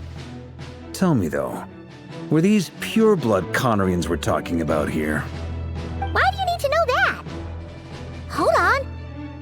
If she was a pure-blood Conrian... Oh yeah! Just like how it was with the captain! If we could somehow find her, do you think there's any chance Rerir might regain some of his sanity? It's possible, but it would take a miracle. We can't pin all our hopes on that. That merchant who Nefer knows, Dori Sangama Bay. Maybe we could hire her to look into it. All right then. Let's keep working in our separate teams. Traveler, Paimon, Kutar, and Miss Arlecchino will go look for the iridescent moon's marrow. As for the others... On the way over here, I noticed that the Wild Hunt monsters had grown even more frenzied in their search for Kutar. At this rate, the people living here will be in grave danger too. So I'm thinking of gathering together some of our followers to go wipe them out. I'll head back to the curatorium and meet up with the boss. Feels good knowing we've all got something to be getting on with. Given that the Wild Hunt has been a lot more active lately, the Lightkeepers have likely begun their own operations too. If that is the case, someone will need to pass the news on to Flint's. I'll hold the fort for now, then discuss our next move with Flint's, Aino, and Anefa when they get back. All right then. Well, the clock's ticking. If that's everything, we'll be on our way. We'd better get moving too. We'll try to buy you as much time as we can. Relax. Just do your thing. I decided to call in some backup since things are getting so hairy. Our reinforcements should be here any minute now. Stay safe, everyone. Dismissed.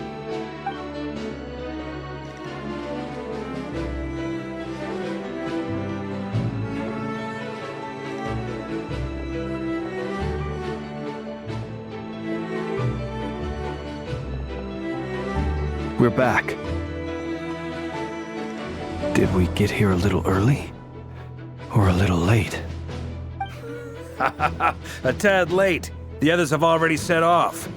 To summarize, our resident moon goddess has found us a new ally, and Boss Nefer has uncovered some promising info. Everything going smoothly on your end? Not great. I don't know how long we can stall them for. The decoys are getting taken out way faster than we imagined. I'm gonna make some more later, but I need a timeout first. I'm so tired right now. Oh, right! Anefa, could you fill in Uncle Varka on what we just discussed with Flint's? Sure. Uncle Varka, you previously told us about how when you went to investigate a source of the Wild Hunt in Amsvartnir, you discovered that it was just a diversion. But according to Flint's intel, several outbreaks of the Wild Hunt had already occurred in Nodcry in the period leading up to that. That was before Rerir had regained his body, when he was far from regaining his full strength. In other words, in theory at least, he still lacked the means to act in two places at once. Flint's, with everything that's been happening, the Lightkeepers across Nodcry are rallying to fight back against the Wild Hunt. They're gonna need your help. I know, I'm sure you're capable of coming up with something far more effective than decoys. But for now, you should stay here and get some rest. Anefa and I will head back over to Amsvartnir to see if there's anything I missed. I told you Uncle Varka would say that, didn't I? A deal's a deal. Not a word about my snack intake for the next week. Database updated. Reliability of Aino's predictions increased. What does that mean? They were betting on how you'd respond after hearing their intel. It's the obvious choice, isn't it? That's hardly worth betting on. We already decided that Anefa should go investigate the situation over at Amsvartnir on her own. You might as well stay here and keep watch. Someone needs to hang back and oversee our strategy meetings. And besides, you still haven't fully recovered from ambushing Rerir. So I've ended up with the easiest assignment. Well, I appreciate it, everyone. See you when you get back.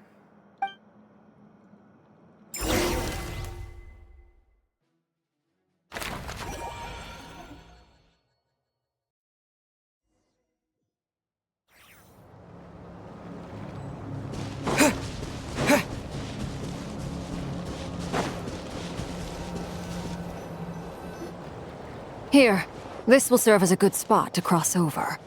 Arlecchino, hold up a second. Since you brought us all this way, would you mind telling us what you've got planned? We still haven't got the slightest idea what's going on here. And if even Columbina doesn't know where the iridescent moon's marrow is, how do you? Simple. Because I am an inheritor of the royal bloodline of the Crimson Moon, and one of the last surviving embers of the Two Worlds' flames. Huh? Are you serious?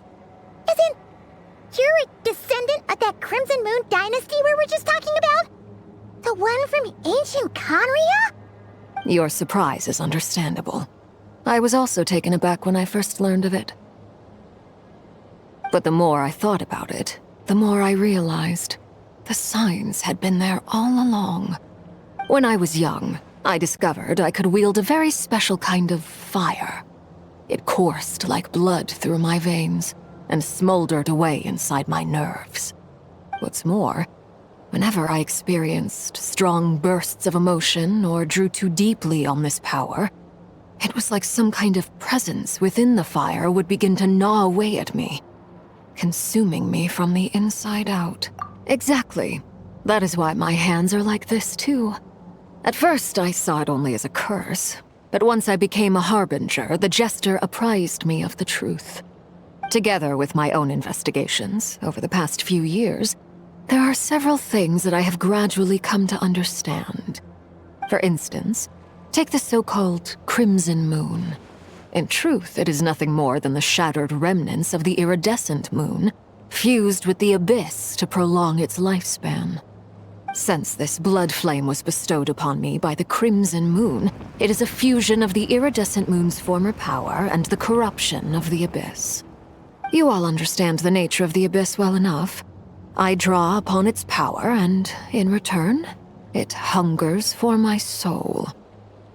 This strange blackness is the mark of corruption it has left behind. If I recall correctly, you once told me that if the corruption ever made it to your heart, you'd become a completely different person. Yes, and that's the reason I'm always careful not to push my power too far. It's essentially a never-ending tug-of-war.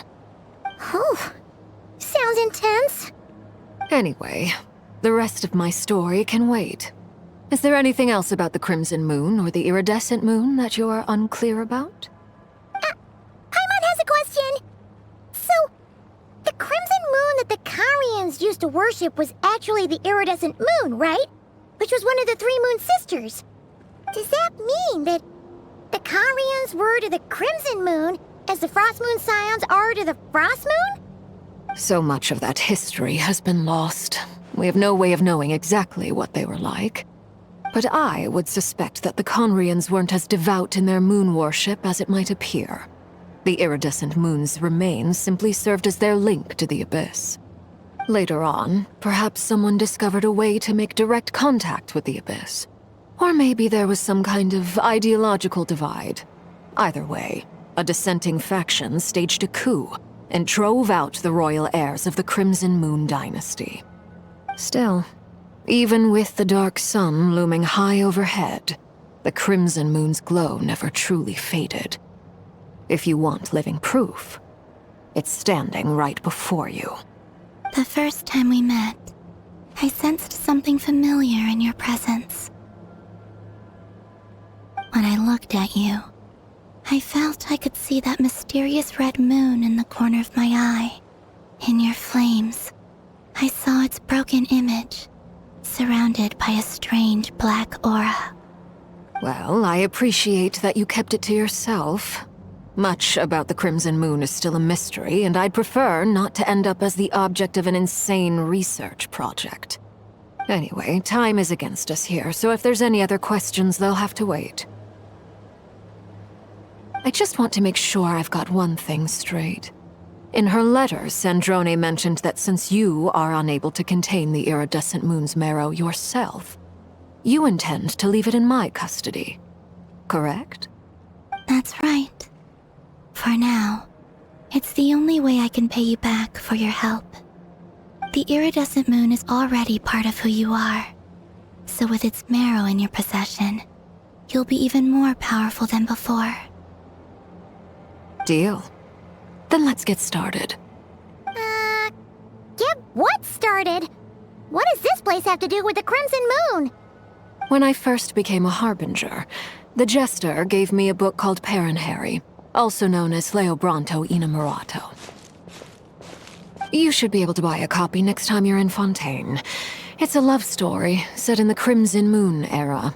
But setting aside the tangled romances of its characters, it also records a few interesting details. In the Crimson Moon era, or so the story goes, there was an orphanage that received children from beyond the bounds of this world, and subjected them to a peculiar induction ceremony. Beyond the bounds of this world? For real? And what kind of induction ceremony? The Crimson Moon Sages looked beyond this world for beings with powers that surpassed the gods. But fearing they might lose control, they subjected these children to a process of refinement. They made these children crawl up a fireplace and kept asking them, "Have you died? Did you see it?" Until they finally admitted to having died and seen a crimson moon.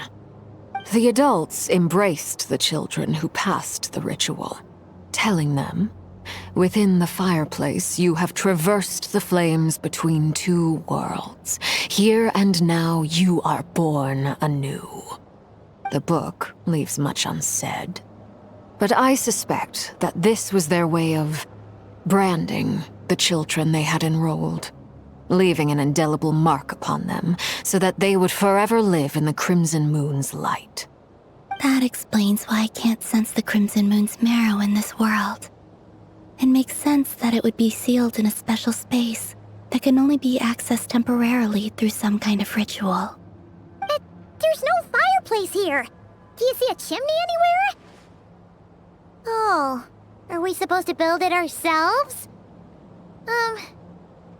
Okay, fine. Paimon will go find some bricks. That won't be necessary. The fireplace is purely symbolic. The key to the ritual is crossing the flames between two worlds. In other words, the flames that burn within me. Those burned away by such flames leave behind a kind of ghostly afterimage in the world. In the days of Conria, people believed they could be used to bridge the gap between the two worlds of life and death. In short, I can open a passage to that space for you. That's the easy part. The catch is I'll need to stay on this side to keep the passage open, so I won't be able to come with you. Once you're inside, you'll have to find your own way. Very well. Then I'll open it up. Traveler, spare me a little more moonlight if you would. I may need it.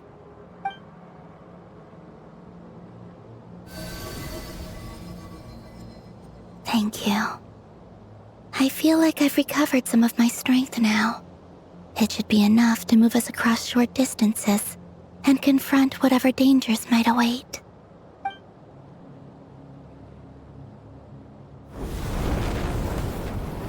Mistress of the seven hues of ages past, great mother of the present, crimson-clad sovereign of the two realms, by fire severed, by fire renewed, I offer myself now and beseech your descent.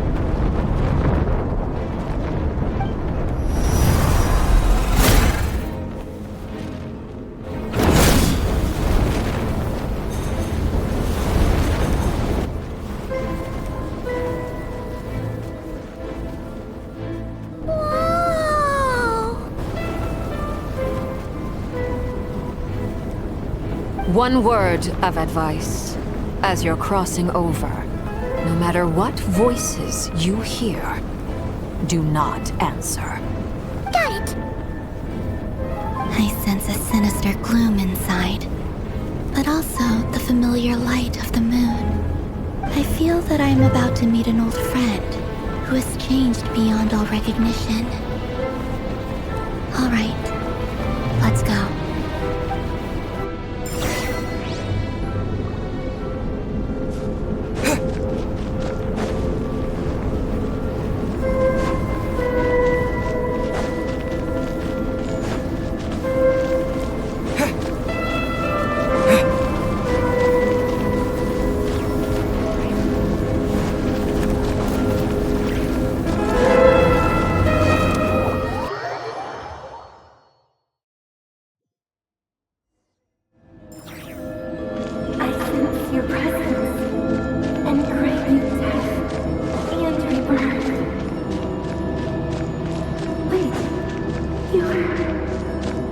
are you?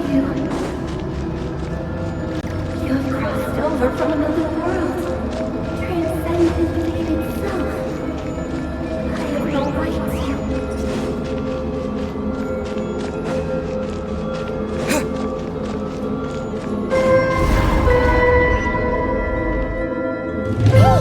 Look up at the sky! A red moon! This must be the spot, right? Is that the abyss? It's practically filled the entire place! What now? What a tragic sight. Fragments of your broken body, seized by the abyss, and hung up aloft like mummified remains. Iridescent moon, was this truly what you wished for? Careful! There's something spooky about this place. Feels like something is lurking in the fog. But Haimon's right behind you. Whatever you do, don't run off without her.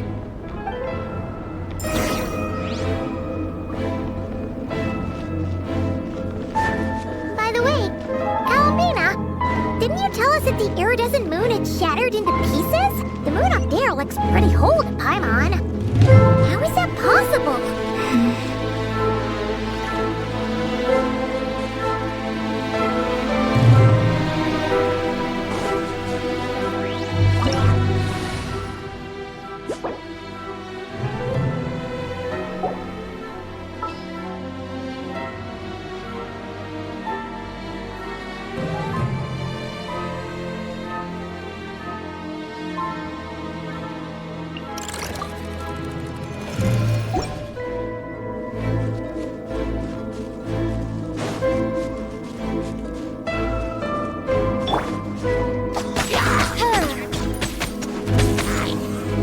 By royal decree! Observe. Close your eyes.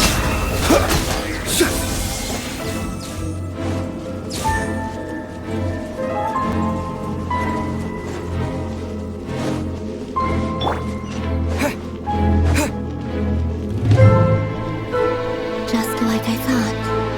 It was only a facade.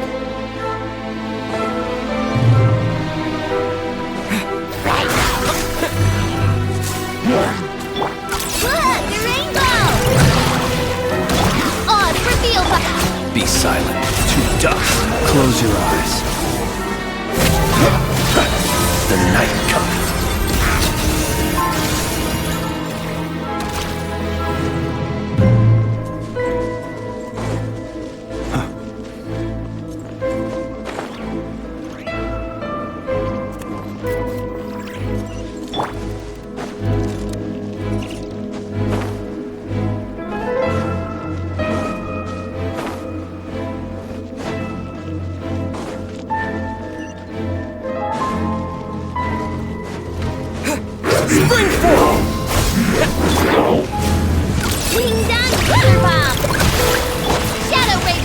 Be silent. Close your eyes. Night falls.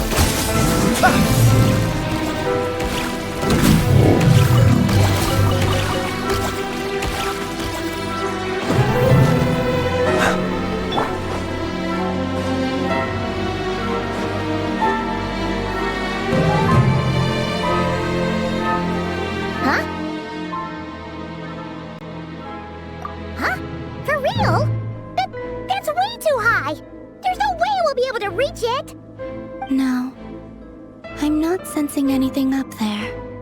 It's coming from under the mountain. Let's see... Ah! There's some kind of weird shadow over the water!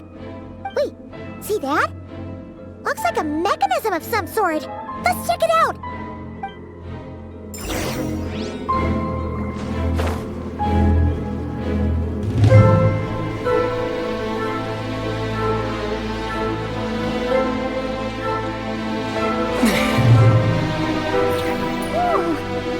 Looks like a device from the time of Kalia. Maybe people once came here to study the Crimson Moon's domain, and they left this behind. Oh, if we can activate it, we might find some clues.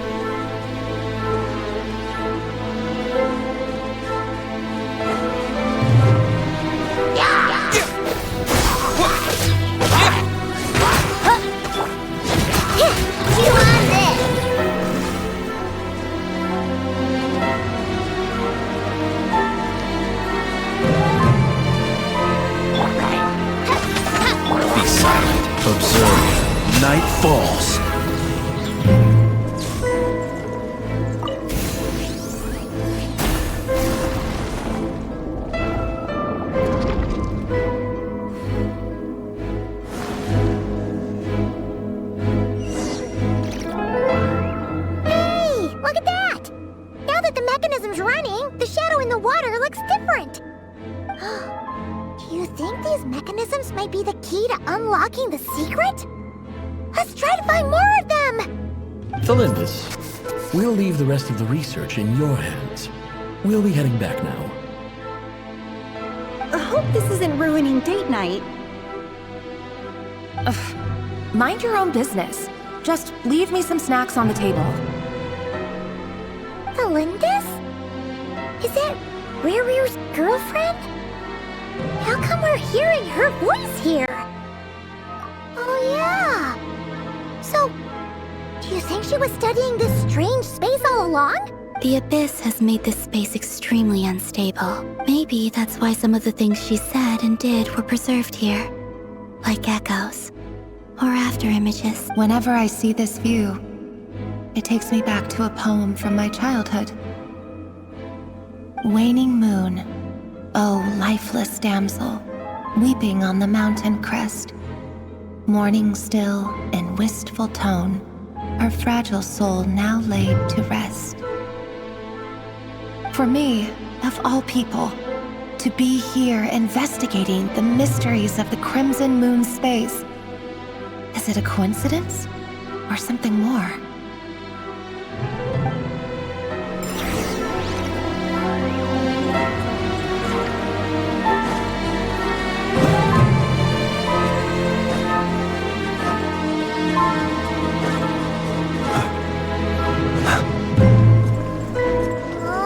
Looks like the Abyss has messed up this mechanism.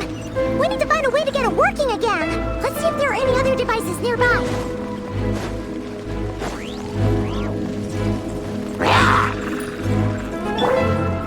Flash attack!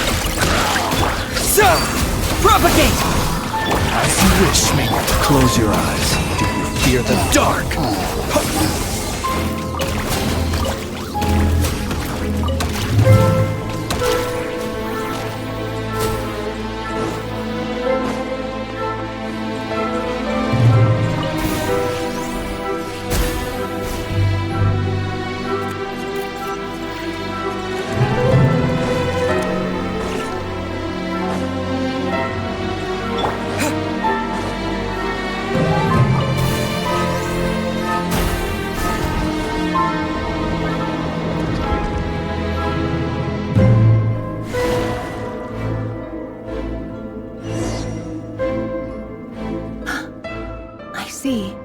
So the moon marrow, or rather the power of the 3 moons, is the key to unlocking...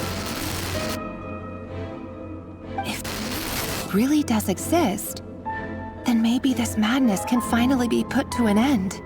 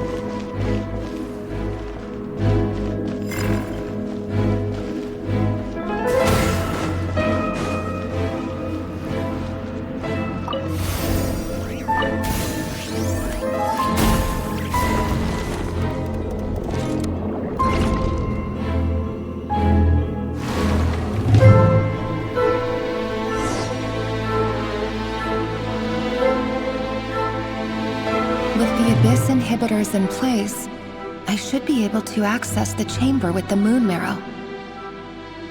Oh, Rerir, with every step you take, you're drifting further from what you truly desire. But you're not the root of the problem. Ever since that outsider set foot in Conria, the Vinster King has sunken deeper into madness. If only I could get my hands on that outsider.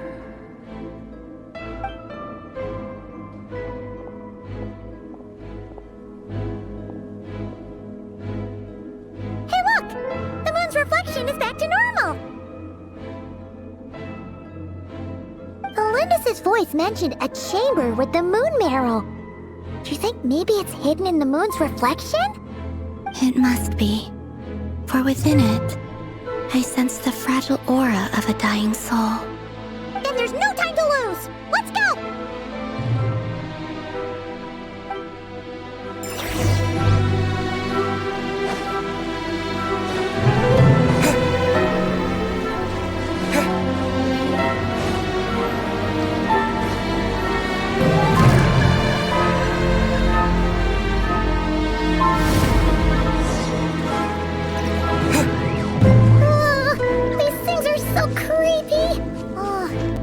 Looks like we'll have to destroy them if we want to get to the iridescent moon's marrow.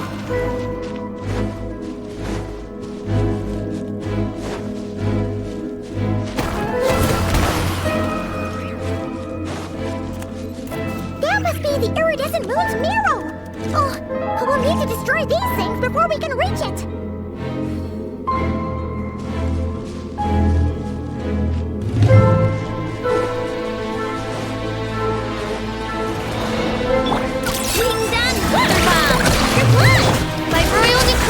Terminate!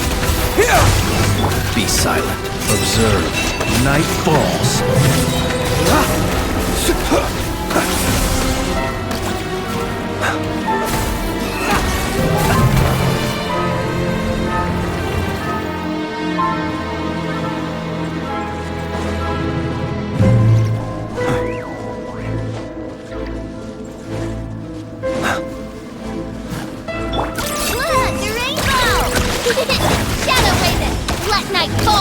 Close your eyes. Night falls. Be silent.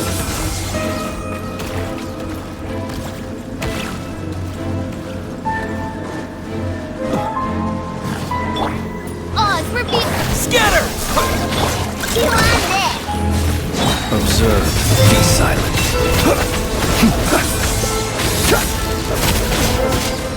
Observe. To dust. We're so close!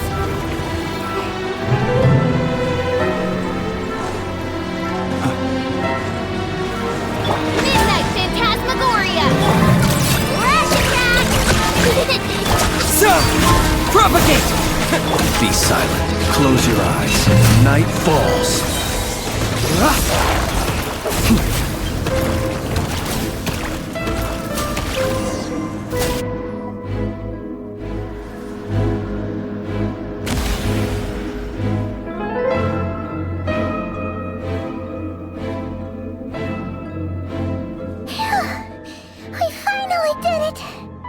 The iridescent moon's marrow, still burning away like an undying flame, yet now contaminated by the abyss. It has taken on a new form entirely. If we can purify the abyssal power within, we should be able to obtain its untainted essence.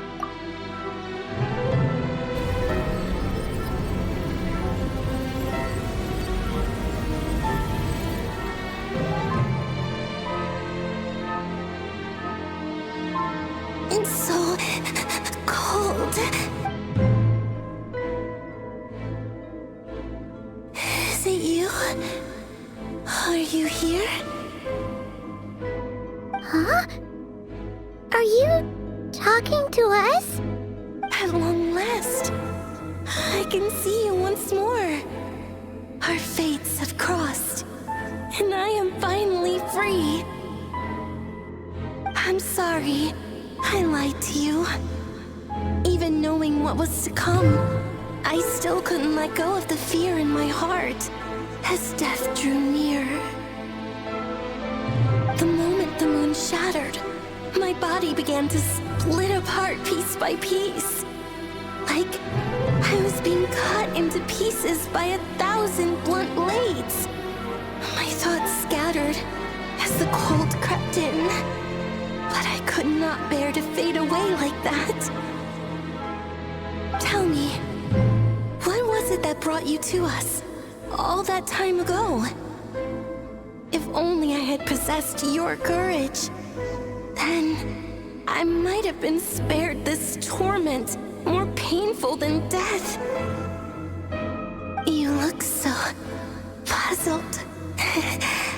That's how I felt too when I first saw you.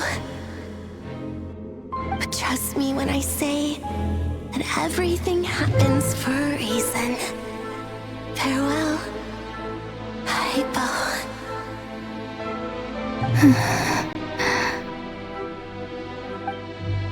What was that all about?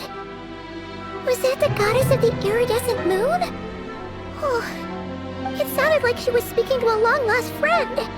But none of us have ever met her before, right? Perhaps. She took me for the goddess of the frost moon she once knew. For a fading soul like hers, our auras must be too similar to tell apart. But anyway, we've got the iridescent moon's marrow now. That should help you regain your strength, right? Alright, time to leave this place and meet back up with Arlecchino. Let's go!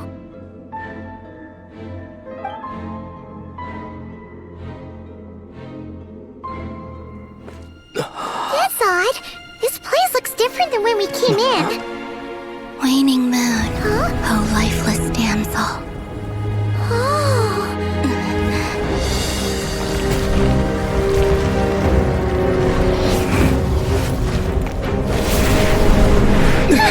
Hurry! The place is collapsing! It wants to trap us here. Who's it? The Abyss? Now we've taken the moon marrow. All that's left here is a dark will. It will show us no mercy.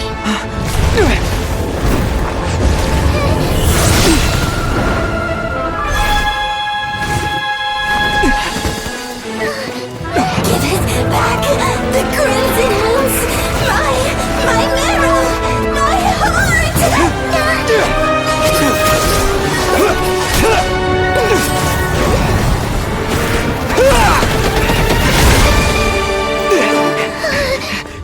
Finally! Huh? Oh no! The exit's blocked! They're back! Now what do we do? This is where you fall. Witness my rise. Hey, it's... What are you waiting for?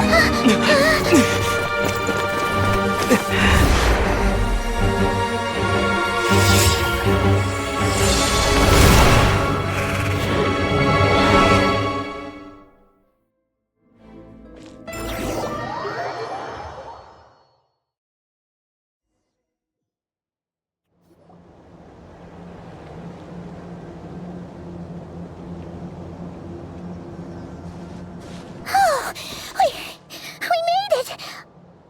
Was that you, Arlecchino? Did you save us? Wait, your hands!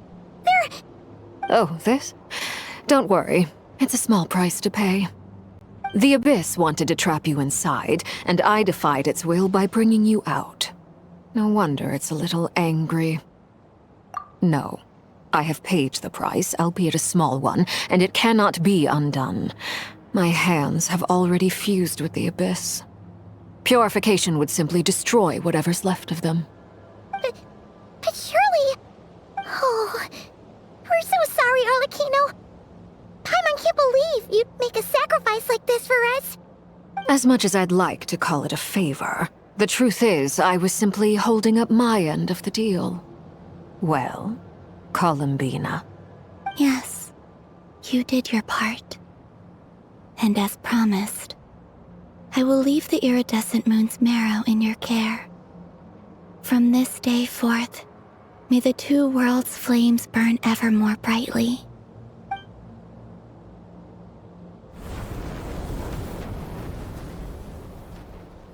I'll take that as a blessing. Now, Columbina, give me your hand.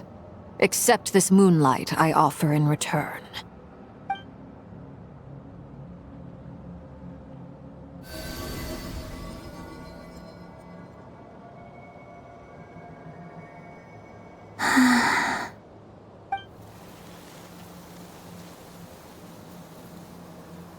Feeling stronger? Hey, Columbina, are you okay? I'm fine. Our powers are a little at odds, that's all. By the Frost Moon's authority alone, wielding the power of the other moons was always going to be a stretch.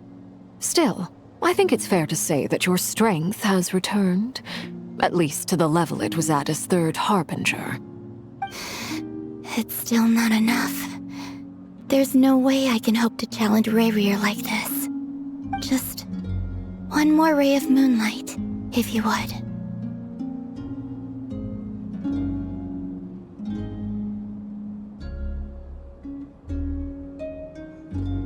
It's okay. I can take it.